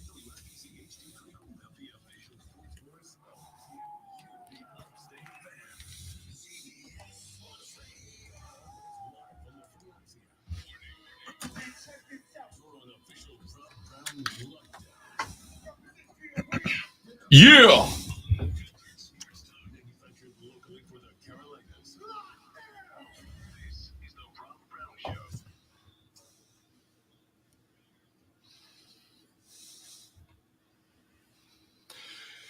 The third, the final, the best, the money hour of the Rob Brown Show goes now. This is the Fan Upstate. Welcome back, ladies and gentlemen. Robin Lonzo with you. The Weenus and Pitch Show rolls on. Great to have you hanging out with us on a Monday morning. What a great sports weekend it was, ladies and gentlemen. We had the ladies' Final Four on Friday. We had NASCAR on Saturday. We had Major League Baseball on Saturday. We had the men's Final Four on Saturday. We had Wrestlemania on Saturday. We had Major League Baseball on Sunday. We had the NASCAR big race on Sunday. We had the Women's National Championship on Sunday. We had WrestleMania night number 2 on Sunday. Here we are on Monday. It is Masters Week. It is a big week in Major League Baseball as we've got some teams that have started out hot. I think 3 undefeated teams remain. Couple of shocks. How about the Phillies getting swept by the Rangers to open the season? The Bravos go 2-1 against the Nats on the road. And of course, tonight, the Raw after Mania. Zoe, I think the only Monday Night Raw that every year on the calendar, it's like, I will be watching this one live. This one will share for 40 minutes the television screen with the Natty this evening. Does it start out with Vince McMahon coming out and talking with his mustache? Does it start out with Shane O'Mac getting wheeled out to the ring? Yeah, that would definitely require some God, that wheeling. sucks for that guy. Like, we didn't need, I know you had to have a cool-off match there, By the way, how about Snoop stepping up to save the moment? Dropping the Leeple's elbow, jumping 14. Well, it was Snoop, like 14 inches into the air to drop the people's elbow. Did he really jump? I don't remember the jump. The best Snoop could. Snoop. Snoop took the glasses off, and I was like, oh, Snoop's so old now. Snoop's so old now. Yeah, but he did what a lot of people have to do, what we have to do in radio a lot, what people have to do in improv is we got to do something now or the segment's over. He got in there and he did. He handled business. He made himself another moment. Yes, he did. All right. Until then, the moment for me was him driving Mysterio out. I thought that was pretty pretty sweet. All right, let's get real quick. Let's get a little baseball in here real quick. And I want to start. I just want to say you are a WWE tease. You've teased the entire show, and then you keep jumping past it. Got one more segment. We'll see. Got one more segment. Wrestlemania, man. Gets its own segment. So I have two baseball things real quick. The first is this. I have heard a lot that baseball's dying. Baseball's dying, you guys. Nobody's watching. Nobody cares. Which is both frustrating and inaccurate. Anyway, baseball put the pitch clock in. Now, let's play a little game. Lonzo told me about a week before the season that the pitch clock would get him to dial in and check it out. So how many baseball games you watched so far? We've been on for 5 days now. This is that host producer setup thing where, you make the producer look bad because, I just asked the question. Because he's a lesser, human being than everyone else. I watched zero baseball. Yeah, right, exactly. Because I watched a lot of wrestling. If it wasn't WrestleMania weekend and NXT had a thing and the Hall of Fame happened, there wasn't so much wrestling going on, maybe I would have watched. So then I can go ahead and write you down that by, let's say Thursday, you will have watched a couple of games. No, I'm still not watching. I'm still not, because there's the Raw after WrestleMania tonight. There's the NXT after what just happened, and then there's a big announcement on AEW Wednesday. I'm all booked up. I'm booked up. Which, ladies and gentlemen, exactly proves. And I could do it Thursday, but the Mario movie's coming out. I got to do that. Oh yeah, we got big priorities there with Chris Pratt starring as Mario. Yeah, I'm not one of those guys who has a problem with Chris Pratt. So I don't have a problem with Chris Pratt. You had there was Venom, and everyone heard it, but that's fine. No, it's just it's Chris Pratt as Mario. Yeah, I love Chris Pratt. I literally watched. I get enough of that somewhere else. With someone who's going to just automatically hate the movie already and critique it that way. There's a Mario poster hanging in the Fortress of Nerditude. Yeah, I know. I'm a big Mario guy. Are you? Yeah, big Mario guy. Yeah, okay. Big Mario guy. His best game was Donkey Kong. See, you can tell I'm a big Mario guy because I want to fight you for saying that again. Anyway, blah, blah, blah, blah. Let's talk baseball. Point that I made was the pitch clock was never designed to get guys like Zoe in the game. The pitch clock was designed for one reason and one reason alone: to take the dead time out of baseball, to take Pete Alonso taking 15 seconds to walk from second back to first out of baseball. And so far, it's been largely successful.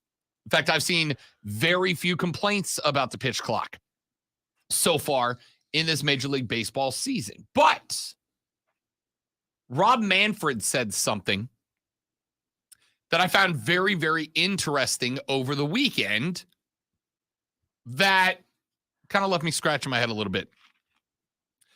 Rob Manfred got asked about the analytics era of baseball. Now, there are two groups of people when you talk about analytics in sports. There are people like me who go, yes, everything in this universe, theoretically, yay, math, is quantifiable. Everything in this universe can be boiled down to These are the things statistically that happen, when they statistically happen, the rate that they statistically happen at, and all of the variables that move up or down that statistically quantifiable number. So if I can know that Kyle Schwarber in a 2-strike scenario with a runner on second and 2 outs is more likely to swing at a pitch outside of the strike zone than he is not to, then that helps me tell my pitcher, hey, we know that in this exact scenario with these variables that Schwarbs is likely to swing if you pitch fastball outside. So do that. Increasing the odds that I throw the right pitch at the right place at the right time to get Schwarber to chase it outside the zone K and give me a free out, right? And then there are the people like Lonzo who go, math is dumb and I hate it. Which, don't get me wrong, I hate math. I'm very bad at math. If I was good at math. I am not a hater of math. Lonzo hates math. Thanks to math, I am able to time out everything in radio is math. If I hated math, I would no longer be in radio. Thanks to math, I learned how to words good because all my jobs rely on it. So there are the people that hate the maths. Rob Manfred talked about the maths, the analytics, and he said that the analytical movement in baseball, quote, once everybody's doing it, that little margin that maybe you're getting, I am sure that whatever that margin was at one point in time, whatever it is today, it sure as heck is not worth the damage that was done to the game over a period of time, end quote. He went on to describe analytics as a, quote, arms race to nowhere, end quote. I will never understand how people think that their team doing whatever they can do to win is a bad thing. Like, what impact did analytics have on baseball that did so much damage? Rob, I understand that when you are the one causing damage, you want to project that on any and everything else that you can, right?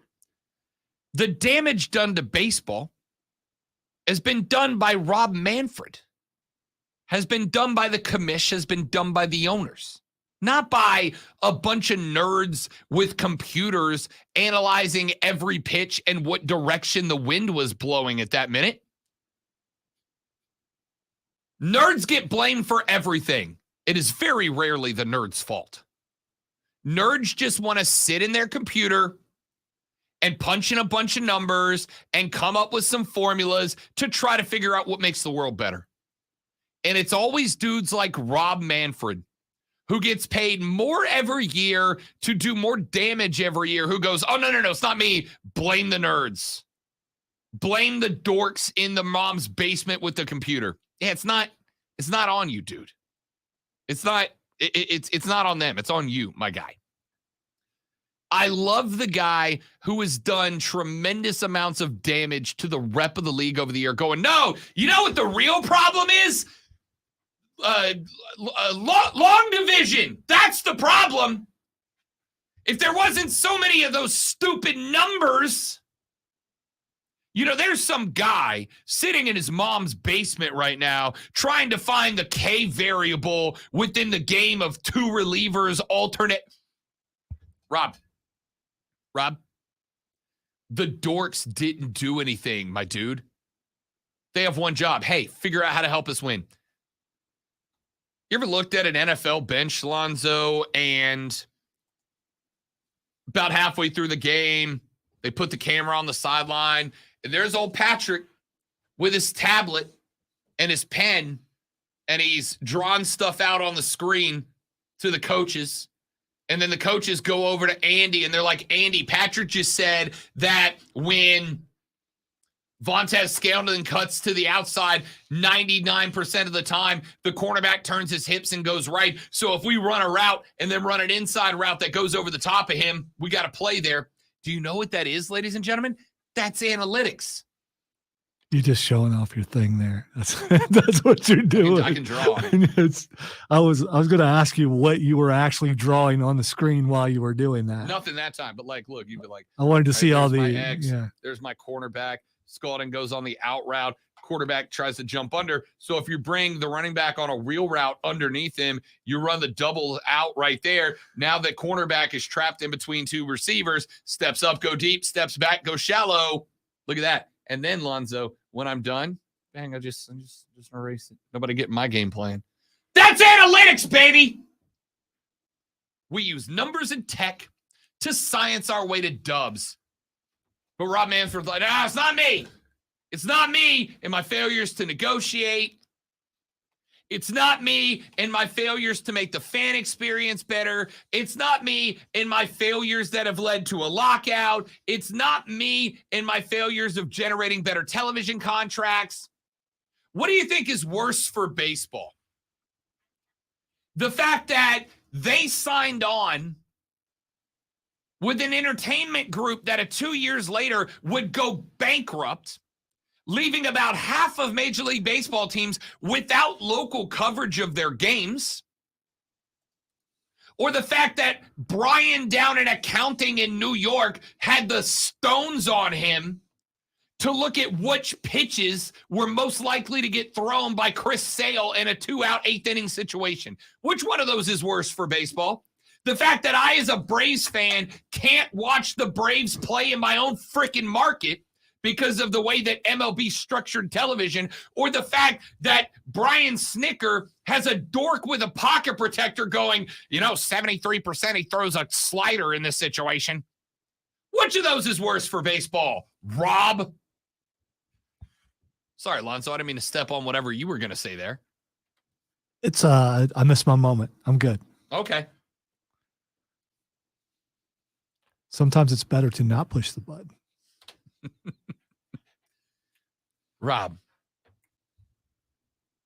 it is not Joe with a tablet that is able to figure out that in this situation, Justin Verlander sits hot and heavy on the outside slider, and maybe the coach looks at the batter and gives him the old elbow tap, slider far and away, don't swing. That's ruining baseball. It's the fact that Rob is 2 hours and 45 minutes away from the Battery. The Braves have a 1:00 game against St. Louis on Wednesday. And guess who can't watch it? Because he's locked out from it. Why? When the Braves play their first home game in 3 days or 4 days, whenever it is, and it's on Thursday at like 5 p.m. and I can't work because I got a job. But I can't watch it on TV either because it's not sold out. Is that Joe the accountant's fault? Or is that Rob Manfred's fault? Stop with the projection, you loser. All right, one more thing. Now, I have to applaud baseball. See, it's what do they call it, Zoe? The old compliment sandwich. You say something good, then you levy the criticism. Then you end with something else that's good. Thing that happens every time you get invited to spend some time down the hall. Yeah. It's the Michael Scott School of Management. There are a lot of things that baseball has done wrong. Let me tell you something they did right. Yesterday, Rob Brown was sitting in the Bro Cave, getting it ready because tonight at 9:00, Rob Brown will be making his debut on BetMGM tonight, carried on stations across the country, to talk a little baseball as Bet for the Cycle with Rob Brown, Cody Decker, and Hayden Ass Mario makes its tremendous and triumphant return on April 15th. So I was sitting in the Bro Cave yesterday, putting away laundry, wiping off the coffee table, just getting ready for my nationally syndicated radio appearance this evening. And also getting set up for Wrestlemania night number 2. And I had on the big TV, Phillies Rangers. Why? Rangers spent a lot of money this offseason making that team better. They think they can compete in the division. The Phillies are expected to be a dark horse World Series competitor out of the NL East. Added Trey Turner, Still got some Schwarb bombs lined up. Really excited about the Phillies. I mean, as a Braves fan, I'm not. As an NL East fan, I sure am. So I put that game on the big TV. And we get into the first inning of play, and I realized, Lonzo, that I didn't actually have the standard broadcast on. I had the K-Rod broadcast on. Michael K., legendary MLB journalist, and Alex Rodriguez, A-Rod of the Baseball Persuasion, were doing effectively like a McAfee version of the broadcast, right? They had Michael K. telling the human storylines. They had A-Rod breaking down the baseball. And it was all right. Now, neither of those guys really has like a personality that makes me jump at the TV and love with it. But, you know, if you like baseball, that's fun. That's interesting. And then it got to the second inning of the game. You know what they did in the second inning of the game? They showed the entire inning, Lonzo, from ump cam. They had the behind-the-plate umpire with a GoPro strapped to his helmet, and they showed the entire, I think, Rangers side of the inning from umpire's eye view. And I can't tell you how much I love that for two reasons. Number one. Also known as the Bryce Young point of view. Yeah. 5'4". Loved it. First off, it showed you what a Major League Baseball pitch really looks at, because I don't think enough people truly understand what a 100-mile-an-hour fastball looks like. It will make you need a fresh pair of pants. Second off, it was just different. Different's good sometimes. But then I realized something else. Over on the standard broadcast of the game, they did something that I have been lobbying baseball to do for a couple of years now. The guys in the booth for the standard broadcast went live down to shortstop Trey Turner while he was in the field playing defense. They said, "Trey, how you doing, man? How you liking Philly?" Trey's like, "This is great. I'm loving it. This is spectacular." They were like, "Trey, you having a fun time here in Philadelphia playing shortstop?" He's like, "This is great." In fact, they even went the Rob Brown direction, Lonzo. You know what they asked Trey Turner live while he's playing shortstop for the Philadelphia Phillies in a competitive game against the Texas Rangers that the Phillies needed to win to avoid the sweep? They said, "Have you found your favorite cheesesteak spot in Philadelphia yet?" And Trey Turner gave them a breakdown of his cheesesteak experiences since he's been to Philly. He's like, "I haven't found my favorite one yet. I've been to a couple of places. A lot of people have told me about a lot of other ones. I got them on the list." They just asked Trey what is it. They asked him the Philadelphia version of, is it a hot dog or a chili dog? And it was pretty spectacular. It was pretty spectacular. It was the most fun I had watching an inning of baseball in the Philly v. Texas game. A very competitive game, a game that very much mattered. The Rangers trying not to check in dead last and go with another 100L season. The Phillies trying to stay alongside the Mets and the Braves for the NL East. Very competitive, very important game. And they said, let's go live to one of the players. Let's put the cam down on the shortstop. Let's mic up Trey Turner. Let's talk to him live in the game and take his thoughts. And oh, by the way, pretty hilarious that a dude from the Rangers went yard while Trey was on, right? So now the announcer has to call a Rangers home run that Trey Turner's listening to live. Guy smokes it out to center right. They have the camera on Trey. He turns, and you hear him go, "Oh, no." It was so good. You ever wonder what a shortstop thinks when he watches his pitcher give up a 425-foot smoker of an HR? Now you know Trey Turner thinks, "Oh, no." And the inning, Trey Turner took a routine ground ball to short, threw it over to first base. Ball was low and in the dirt. Sends it over there, and he's like, "Oh, please catch it, please catch it, please." Yeah, I caught it. It was awesome. Give me more of that. Give me more of the players. Give me more breaks in routine. You can go back, right? Next inning, go back to routine broadcasts. But those are the things we're tuning in for, and it was very solid. Let's take a break. We'll come back. Wrestlemania review and national championship game preview when we come back on the Rob Brown Show in the Fan Upstate.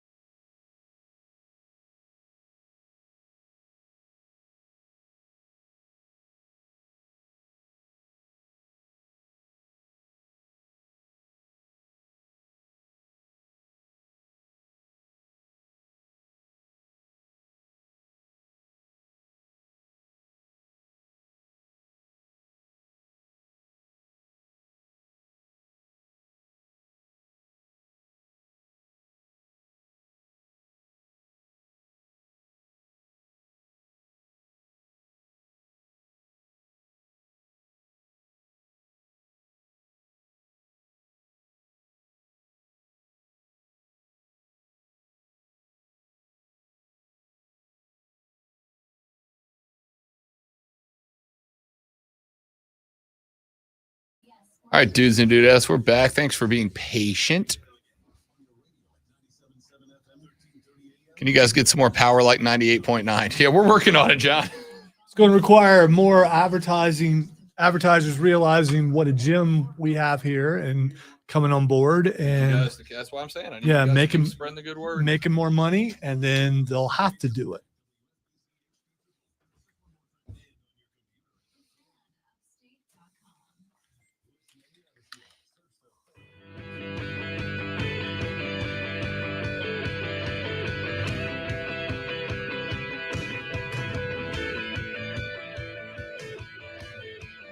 The Rob Brown Show is on your radio. It is the Fan Upstate.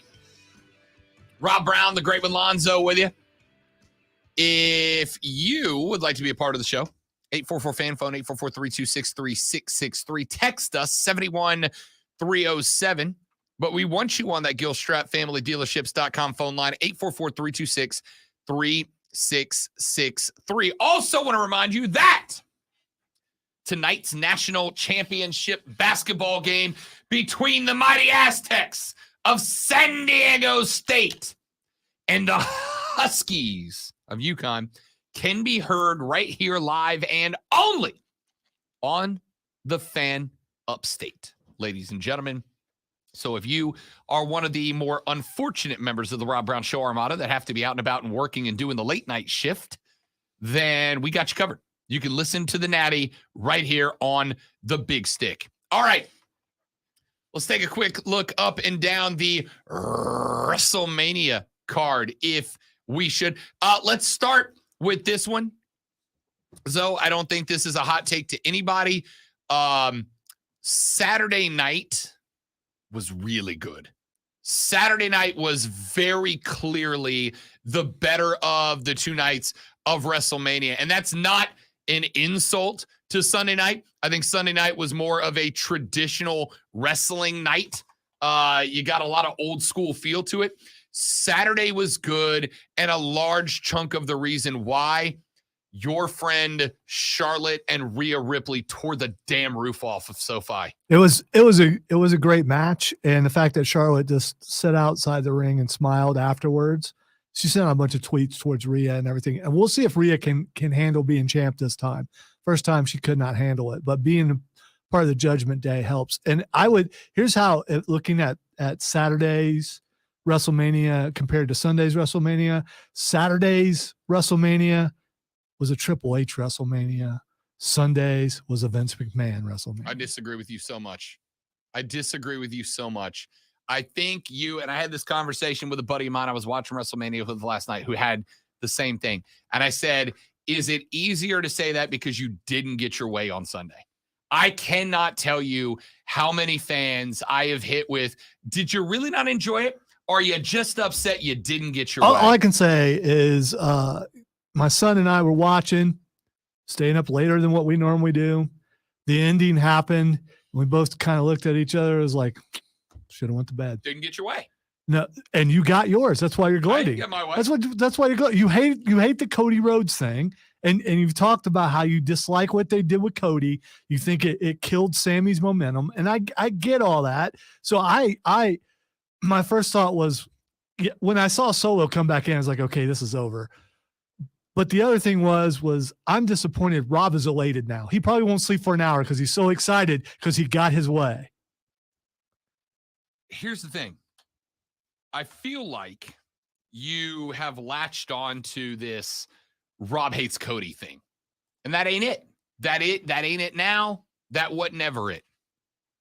What I had an issue with was that you took the best story that you had going on in what, 9 WrestleMania seasons? And you injected, it could be anybody else. You could have taken LA Knight, and thrown him in where Cody is. And I said, that's a bad move. You could have taken Strowman. You could have taken Ricochet. You could have taken anybody that I like and thrown them in where you put Cody. And I would have still had the same sentiment of, it's not necessary. He would have had the same sentiment that the guy from Pensacola is still the champ. Listen, I I am all. You could try to hide your bias. It's okay. No. It's all right. It's all right. You're a Roman guy because he's from the same place. I get it. That's good. Sir, when we were at Raw a few months ago, who did I pop for? Sami Zayn. I don't know. This one we weren't sitting next to each other. Correct. So I didn't but see the it. answer is Sami Zayn. Okay. Yeah. Listen, I love having a hometown boy on the top of the card. All right. I do pop every time that they announce him as fighting out of Pensacola, Florida. I'm like, hell yeah. That's my hometown. That's where I'm from. Just like I get excited that all the best wrestlers are from Ohio. Yeah. So I mean, so I get it. I get it. You got one, I've got like 10. But as I've mentioned a number of times, the point is the story has got me. I'm in. I love it. And it felt forced. It has to end. It has to end. We'll see what the new owners do. I want see. I've been with you to what? Probably 5-6 movies over the 3 years I've been here, right? Couple of superhero movies, D&D. Yeah, the most fun we had together was the last one. It was just me and you. Just correct. Just an occasional word back and forth. You know what's never happened? Lonzo's never been 3/4 of the way through the movie and been like, that's not how this story should go. I'm not enjoying this movie because it's not the story that I want it to be right now. I don't like your comparison. Now, if I did that at a wrestling event, that would be different. If I got so upset and went, okay, this is stupid, and just got up and walked out, then fine. I get that. I do. But poor writing on occasion, is proof that, all right, poor writing is proof that Vince is back in control. That's just what it is. It absolutely is. And there is, I want to say, a majority just because. So Cody wins last night. What's the point? What's the point? The story's over. Babyface got the win, and the story is not over. You're pro heel. It's not. Sometimes. Yeah. Very clearly. Yeah. No, the story is not over. If Cody Rhodes wins, Cody's story's over. Great. What a story. He shows up. He's a blonde hair, blue eye babyface, and he wins. It's Cena. What's it have to do with the color of his hair? I don't. It's an expression. Is it? Yes, it's an expression. Is that a Pensacola expression? No, it's just an expression. Look, Cody's story has to be self-doubt, overcoming. I don't know if I'm good enough now. Roman was right. Everywhere I go, I'm never the guy, and now I'm still not the guy. And you get. See, I don't think they'll do that. I don't think. I know what you're saying, and you and I talked about this in the office earlier. I think this is when you start recruiting. I think they go that angle. He brings in the guys he needs. He already has Sammy. He already has KO. No, you bring in the guys you need to counter that guy who cheats every time because he outnumbers you. And what you have done is just train wreck the entire background of Cody. Cody came back to prove that he is enough. He is good enough. That he's good enough to beat 5 people. Cody building. The premise is, the story is, has been, will be, and should remain about Jay and Jimmy, predominantly Jay. It's always been about them. It's still about them. Roman falls when his family turns on him, not the other way around. All right, we do have a caller who wants to talk about Cody. I don't know which side he's going to be on. I mean, mine, if he knows what he's talking about. Mike, welcome to the show. Big fella, what's happening, my guy? Hey, how y'all doing today, man? It's good, great, man. Good to have you. Yes, I just real quick want to say I think Cody knew that he wasn't over organic enough so far, being back such a short time after the injury, that they're going to postpone him actually taking that title till SummerSlam and make it another big rematch between him and Roman, so that Roman can have the time off and let the family, try to, have the whole time to brew for the family taking him down. No, I think you're spot on. Again, the story was always about Roman's family, predominantly Jay. And that is why Sammy getting the boot from the bloodline was such a moment. Sammy turning on them, getting the win over the Usos, because now you open up with Roman looking at the Usos and going, you're not good enough. You failed me. I won my belt. Where's yours? Maybe promoting Solo up above them, whatever. The story was always about Jey Uso being used and abused by Roman Reigns. And at some point, he's got to recognize that and turn. And then you've got Cody. The story ends with Roman finally having to defend the title without the family. And not just Cody wins, LOL.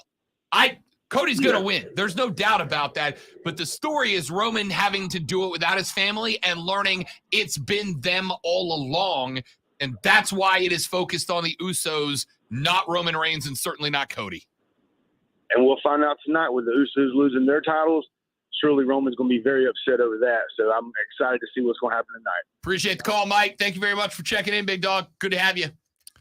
I Trey don't just pointed out on the stream, as I pointed out to Lonzo this morning, you know who's available at SummerSlam, assuming he doesn't re-sign with All Elite? The Natural. Yeah, but that goes more along the lines of me saying he needs some help. But here's the problem. Because who's the one person who doesn't leave Roman when his family does? The wise man. And True. now Cody's got his own wise man. And it keeps the Rhodes family about the Rhodes family, not Cody and then some other dudes. But here's the thing with that. Dustin's never really been allowed to be Dustin in the WWE. Will they allow him to be Dustin, or does he have to be Goldust? I mean, you let not Stardust come back. Well, that's true, but Goldust was a bigger star than Stardust ever was. And all this stuff may be moot because the WWE was sold today, officially today. We heard about it yesterday, but it's sold today officially. And it's official when the evil man with the tiny mustache shows up on TV and says it's official that WWE has been sold to Endeavor, who also owns UFC. So we will see how much they really are going to influence creative. Yeah, announced earlier by the bad guy from a Rocky and Bullwinkle cartoon, Vince McMahon, and his mustache, that WWE is now owned by it has to be Endeavor. a mustache. That is a mustache. You're absolutely right. So they are now owned by Endeavor, the same company that owns UFC. And obviously the impact it's going to have on fans is going to be the big question mark. Are we about to start getting hit with $80 pay-per-views like back in the day? God, that's Dana White. Am I going back to the days where Rob didn't watch pay-per-views? He just kind of caught up with what happened at them after it was over. Because listen, you give me a great UFC card, I'll spend the money to watch it. I don't know, man. I don't know if I'm spending money on... I'm only paying that much to watch John Jones break my heart again by winning again. I'll pay that much I would probably pay that much for like the big four: Mania, SummerSlam, Money in the Bank, and maybe Hell in a Cell. See, I was talking to my wife last night when all this stuff was talked about that it's coming. It's like, okay, we'll go back to what we used to do and only buy WrestleMania, because that's pretty much what we could afford was WrestleMania. Pretty much. So we'll find out. Texas said, I'm still shocked Cody didn't win it. Reminded of Lex Luger and Lex Express deal back in 93. All that hype to not win the champ.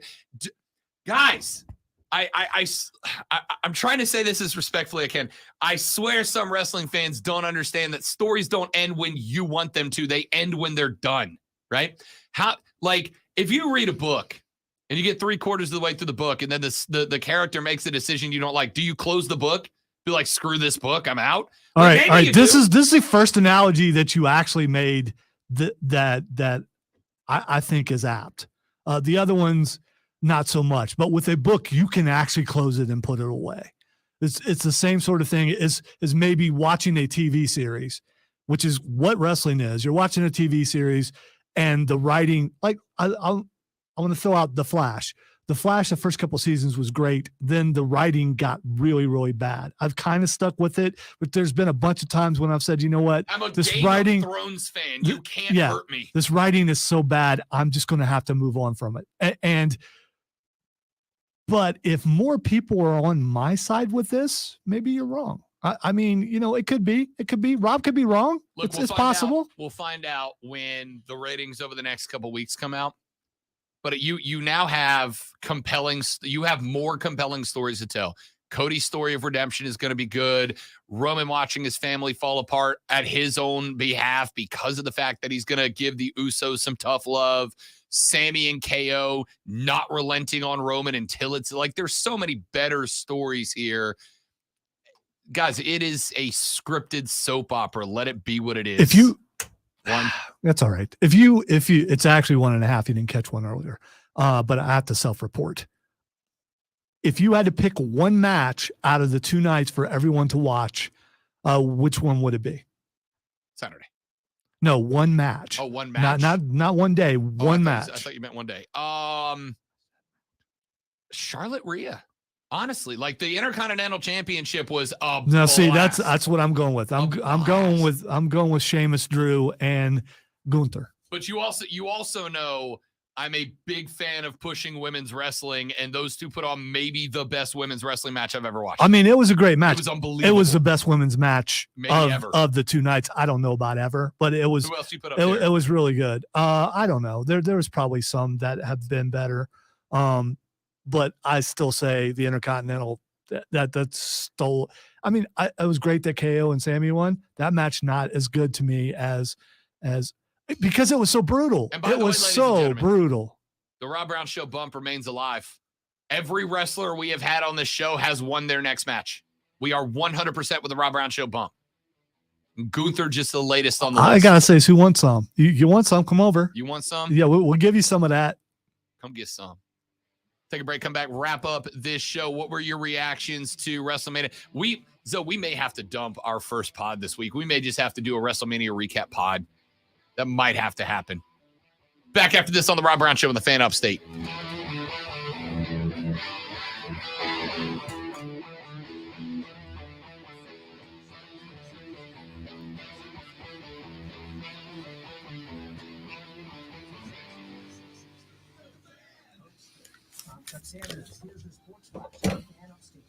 So I can't pick that match, and it has nothing to do about it being women. It has to do with I don't believe Rhea Ripley's ready still yet.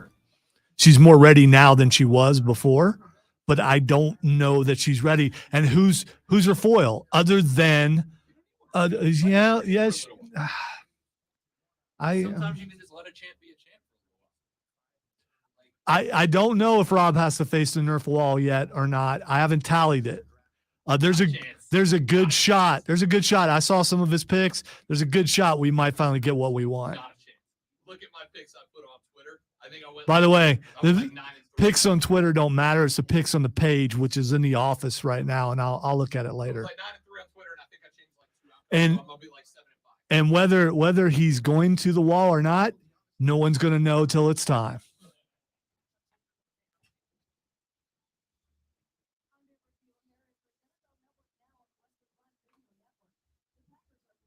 You can be ready to not follow a script by going, I'm not doing that. It's happened before.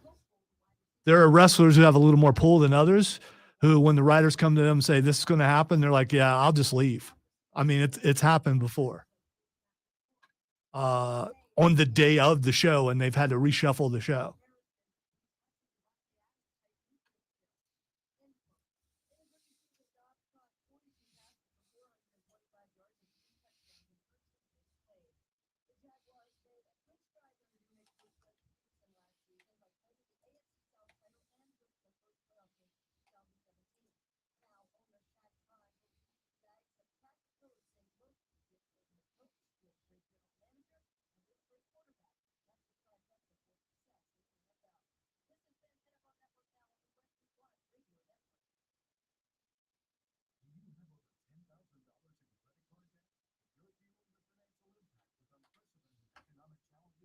And also, and I just saw someone else post this, and we didn't mention this, and I should have. The reaction of the crowd after Roman won, it wasn't really a reaction. It wasn't a disbelief. It wasn't a ton of boos or cheers. It was just basically indifference. It was like, oh, this is what we're doing. Okay.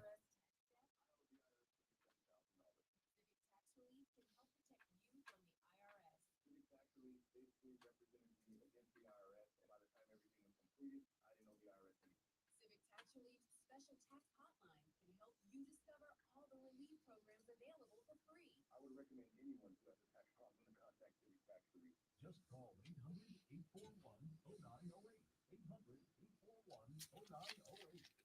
Kansas City Steak Company, another AmericanEagle.com success story. Starting in 1932 as a family-owned butcher shop, today they're a leading distributor of superior all-American steaks delivered right to your door, straight to the grill and your taste buds. When it came to their website, an average site wouldn't do. They chose AmericanEagle.com to take their website to the next level with a dramatic increase in competition and a softening of demand over 2 hours. I just mentioned this on the stream, and I should have mentioned it to you. I'm sure you'll downplay it, but the crowd reaction after Roman won was indifferent. There were no booze. There wasn't a rain of booze or a rain of cheers. It was just like, oh yeah. Shock. It was just It was, like it was like, Brock. no, I don't think it was shock. It was like, shock. oh, we're doing this again. I guess I'm going home. And they had to cut away because there were just people just getting up and walking out, and yeah, technically the show is over. The D&D movie was excellent, Steven. It really was. Go see it. Even if you're not a fan of Dungeons and Dragons, it was a great movie. It really was. 8 out of 10. It was a lot of fun.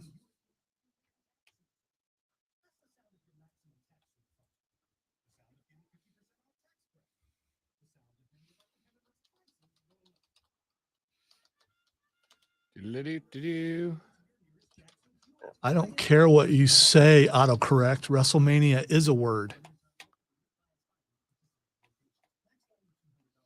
Put a capital in front of it. Maybe it's a name. Although my name is supposedly not a word either. So.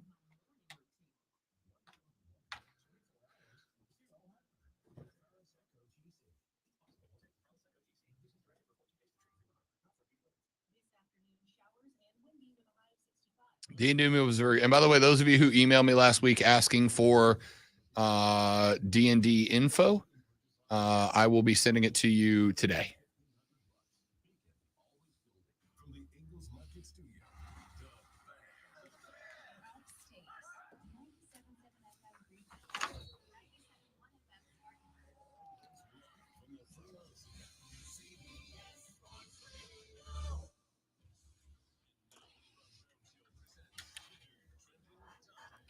All right, time for Twitter's trending topics where I tell Rob what is trending and he tells us why. Before that, quick recap.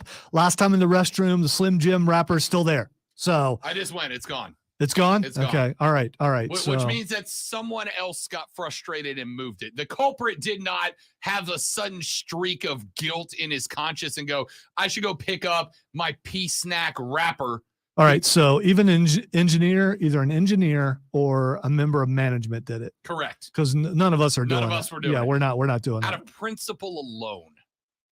I just still can't get over the fact that somebody took a break from their break to pop down some beef jerky while they were releasing. Unbelievable. Got to snap into it when the urge hits you, apparently. All right. Oh, no. The first thing that's trending is Wayne Newton. Wayne freaking Newton. Birthday? No, they're comparing Vince McMahon's mustache to Wayne Newton. That's fair. There are plenty of other celebrities trending right now because of Vince McMahon's Also, by the mustache. way, it is Wayne Newton's birthday. Is it? Yeah. Okay. But yeah. Just a very, very nice coincidence that Wayne and Vince both share how that do we know? 1980s cartoon villain mustache. Vince could have been doing a tribute to Wayne's birthday. He could have been doing that. It's possible. He's like that. All right. The next thing is trending, even though Keegan tried to ruin it, and I know you probably looked at it. I'm still going to do it anyway. Stop it, Keegan. Blue Beetle is trending. Yeah, I saw that. So I'll tell you, I'm intrigued. From what I understand, Shazam 2 did not do great in the box office. Yeah, I missed it the first week, and if I don't go see something in the first week, it's probably not going to be till it's on stream. From what I understand, it just did not do well. I mean, the first one was good, but they took way too long to make the second one, and and then John Wick came out. And there was no chance. I think DC is making a mistake here. And the mistake they're making is they're looking at all the spinoffs that Marvel has done. And now Marvel has slowed dramatically in the past year to the point that over the weekend they announced they are cutting their production numbers down, right? Like we were getting 4 or 5 Marvel movies and 3 or 4 TV shows a year. And they said earlier in the week, from this point moving forward, max 3 movies and 2 television shows per year. Well, it also doesn't help that some of the movies they put out lately haven't done as well as they thought they would. And that's why they're pulling back, because I think there is a bit of fatigue there. I think DC is making a mistake, and they're going, oh, look at all the spinoffs of Marvel did. We can do spinoffs of lesser-known characters, too. And it's like, yeah, as long as they exist in the world of the predominantly known characters, that will work. You've got to establish your main characters, and DC has done a bleep poor job of that. By the way, Blue Beetle's trailer is out today. I've watched it. I haven't heard the sound for it, but the trailer, the effects look really good. And even though Blue Beetle may be a niche kind of thing, It's more directed toward there's a generation that right now would be probably younger than Rob that were more into the latest iteration of Blue Beetle. So I think he's got a good shot of getting some people there. The next thing that's trending is Kim Mulkey. So Kim and her fits won a natty in the second year. Although I retweeted a guy, and I shouldn't have done this. But there's a Baton Rouge host who were like, Kim Mulkey has now just made herself known as the greatest women's basketball coach of all time. I was like, really? Really? Really? Really? Better than Pat? Come on, my dog. Come on. Which, by the way, we'll address on tomorrow's show because Jim Larinaga, ahead of tonight's natty, by the way, go ahead and take San Diego State and the under to beat UConn in the natty. San Diego's path to the natty, much more difficult than UConn's. And while UConn had a couple of blowouts, San Diego won some bangers in the road. They are battle-tested and defensively very good. Give me San Diego State to cover and the under in tonight's game.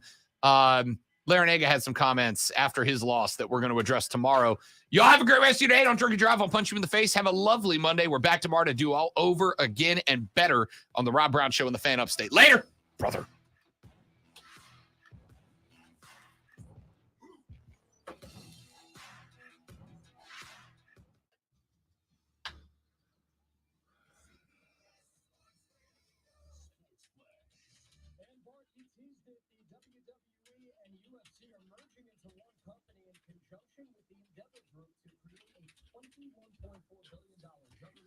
All right, ladies and gentlemen, you're all spectacular people. I greatly appreciate you being here. Have a lovely rest of your Monday. Hit me up on Twitter. See ya. Bye.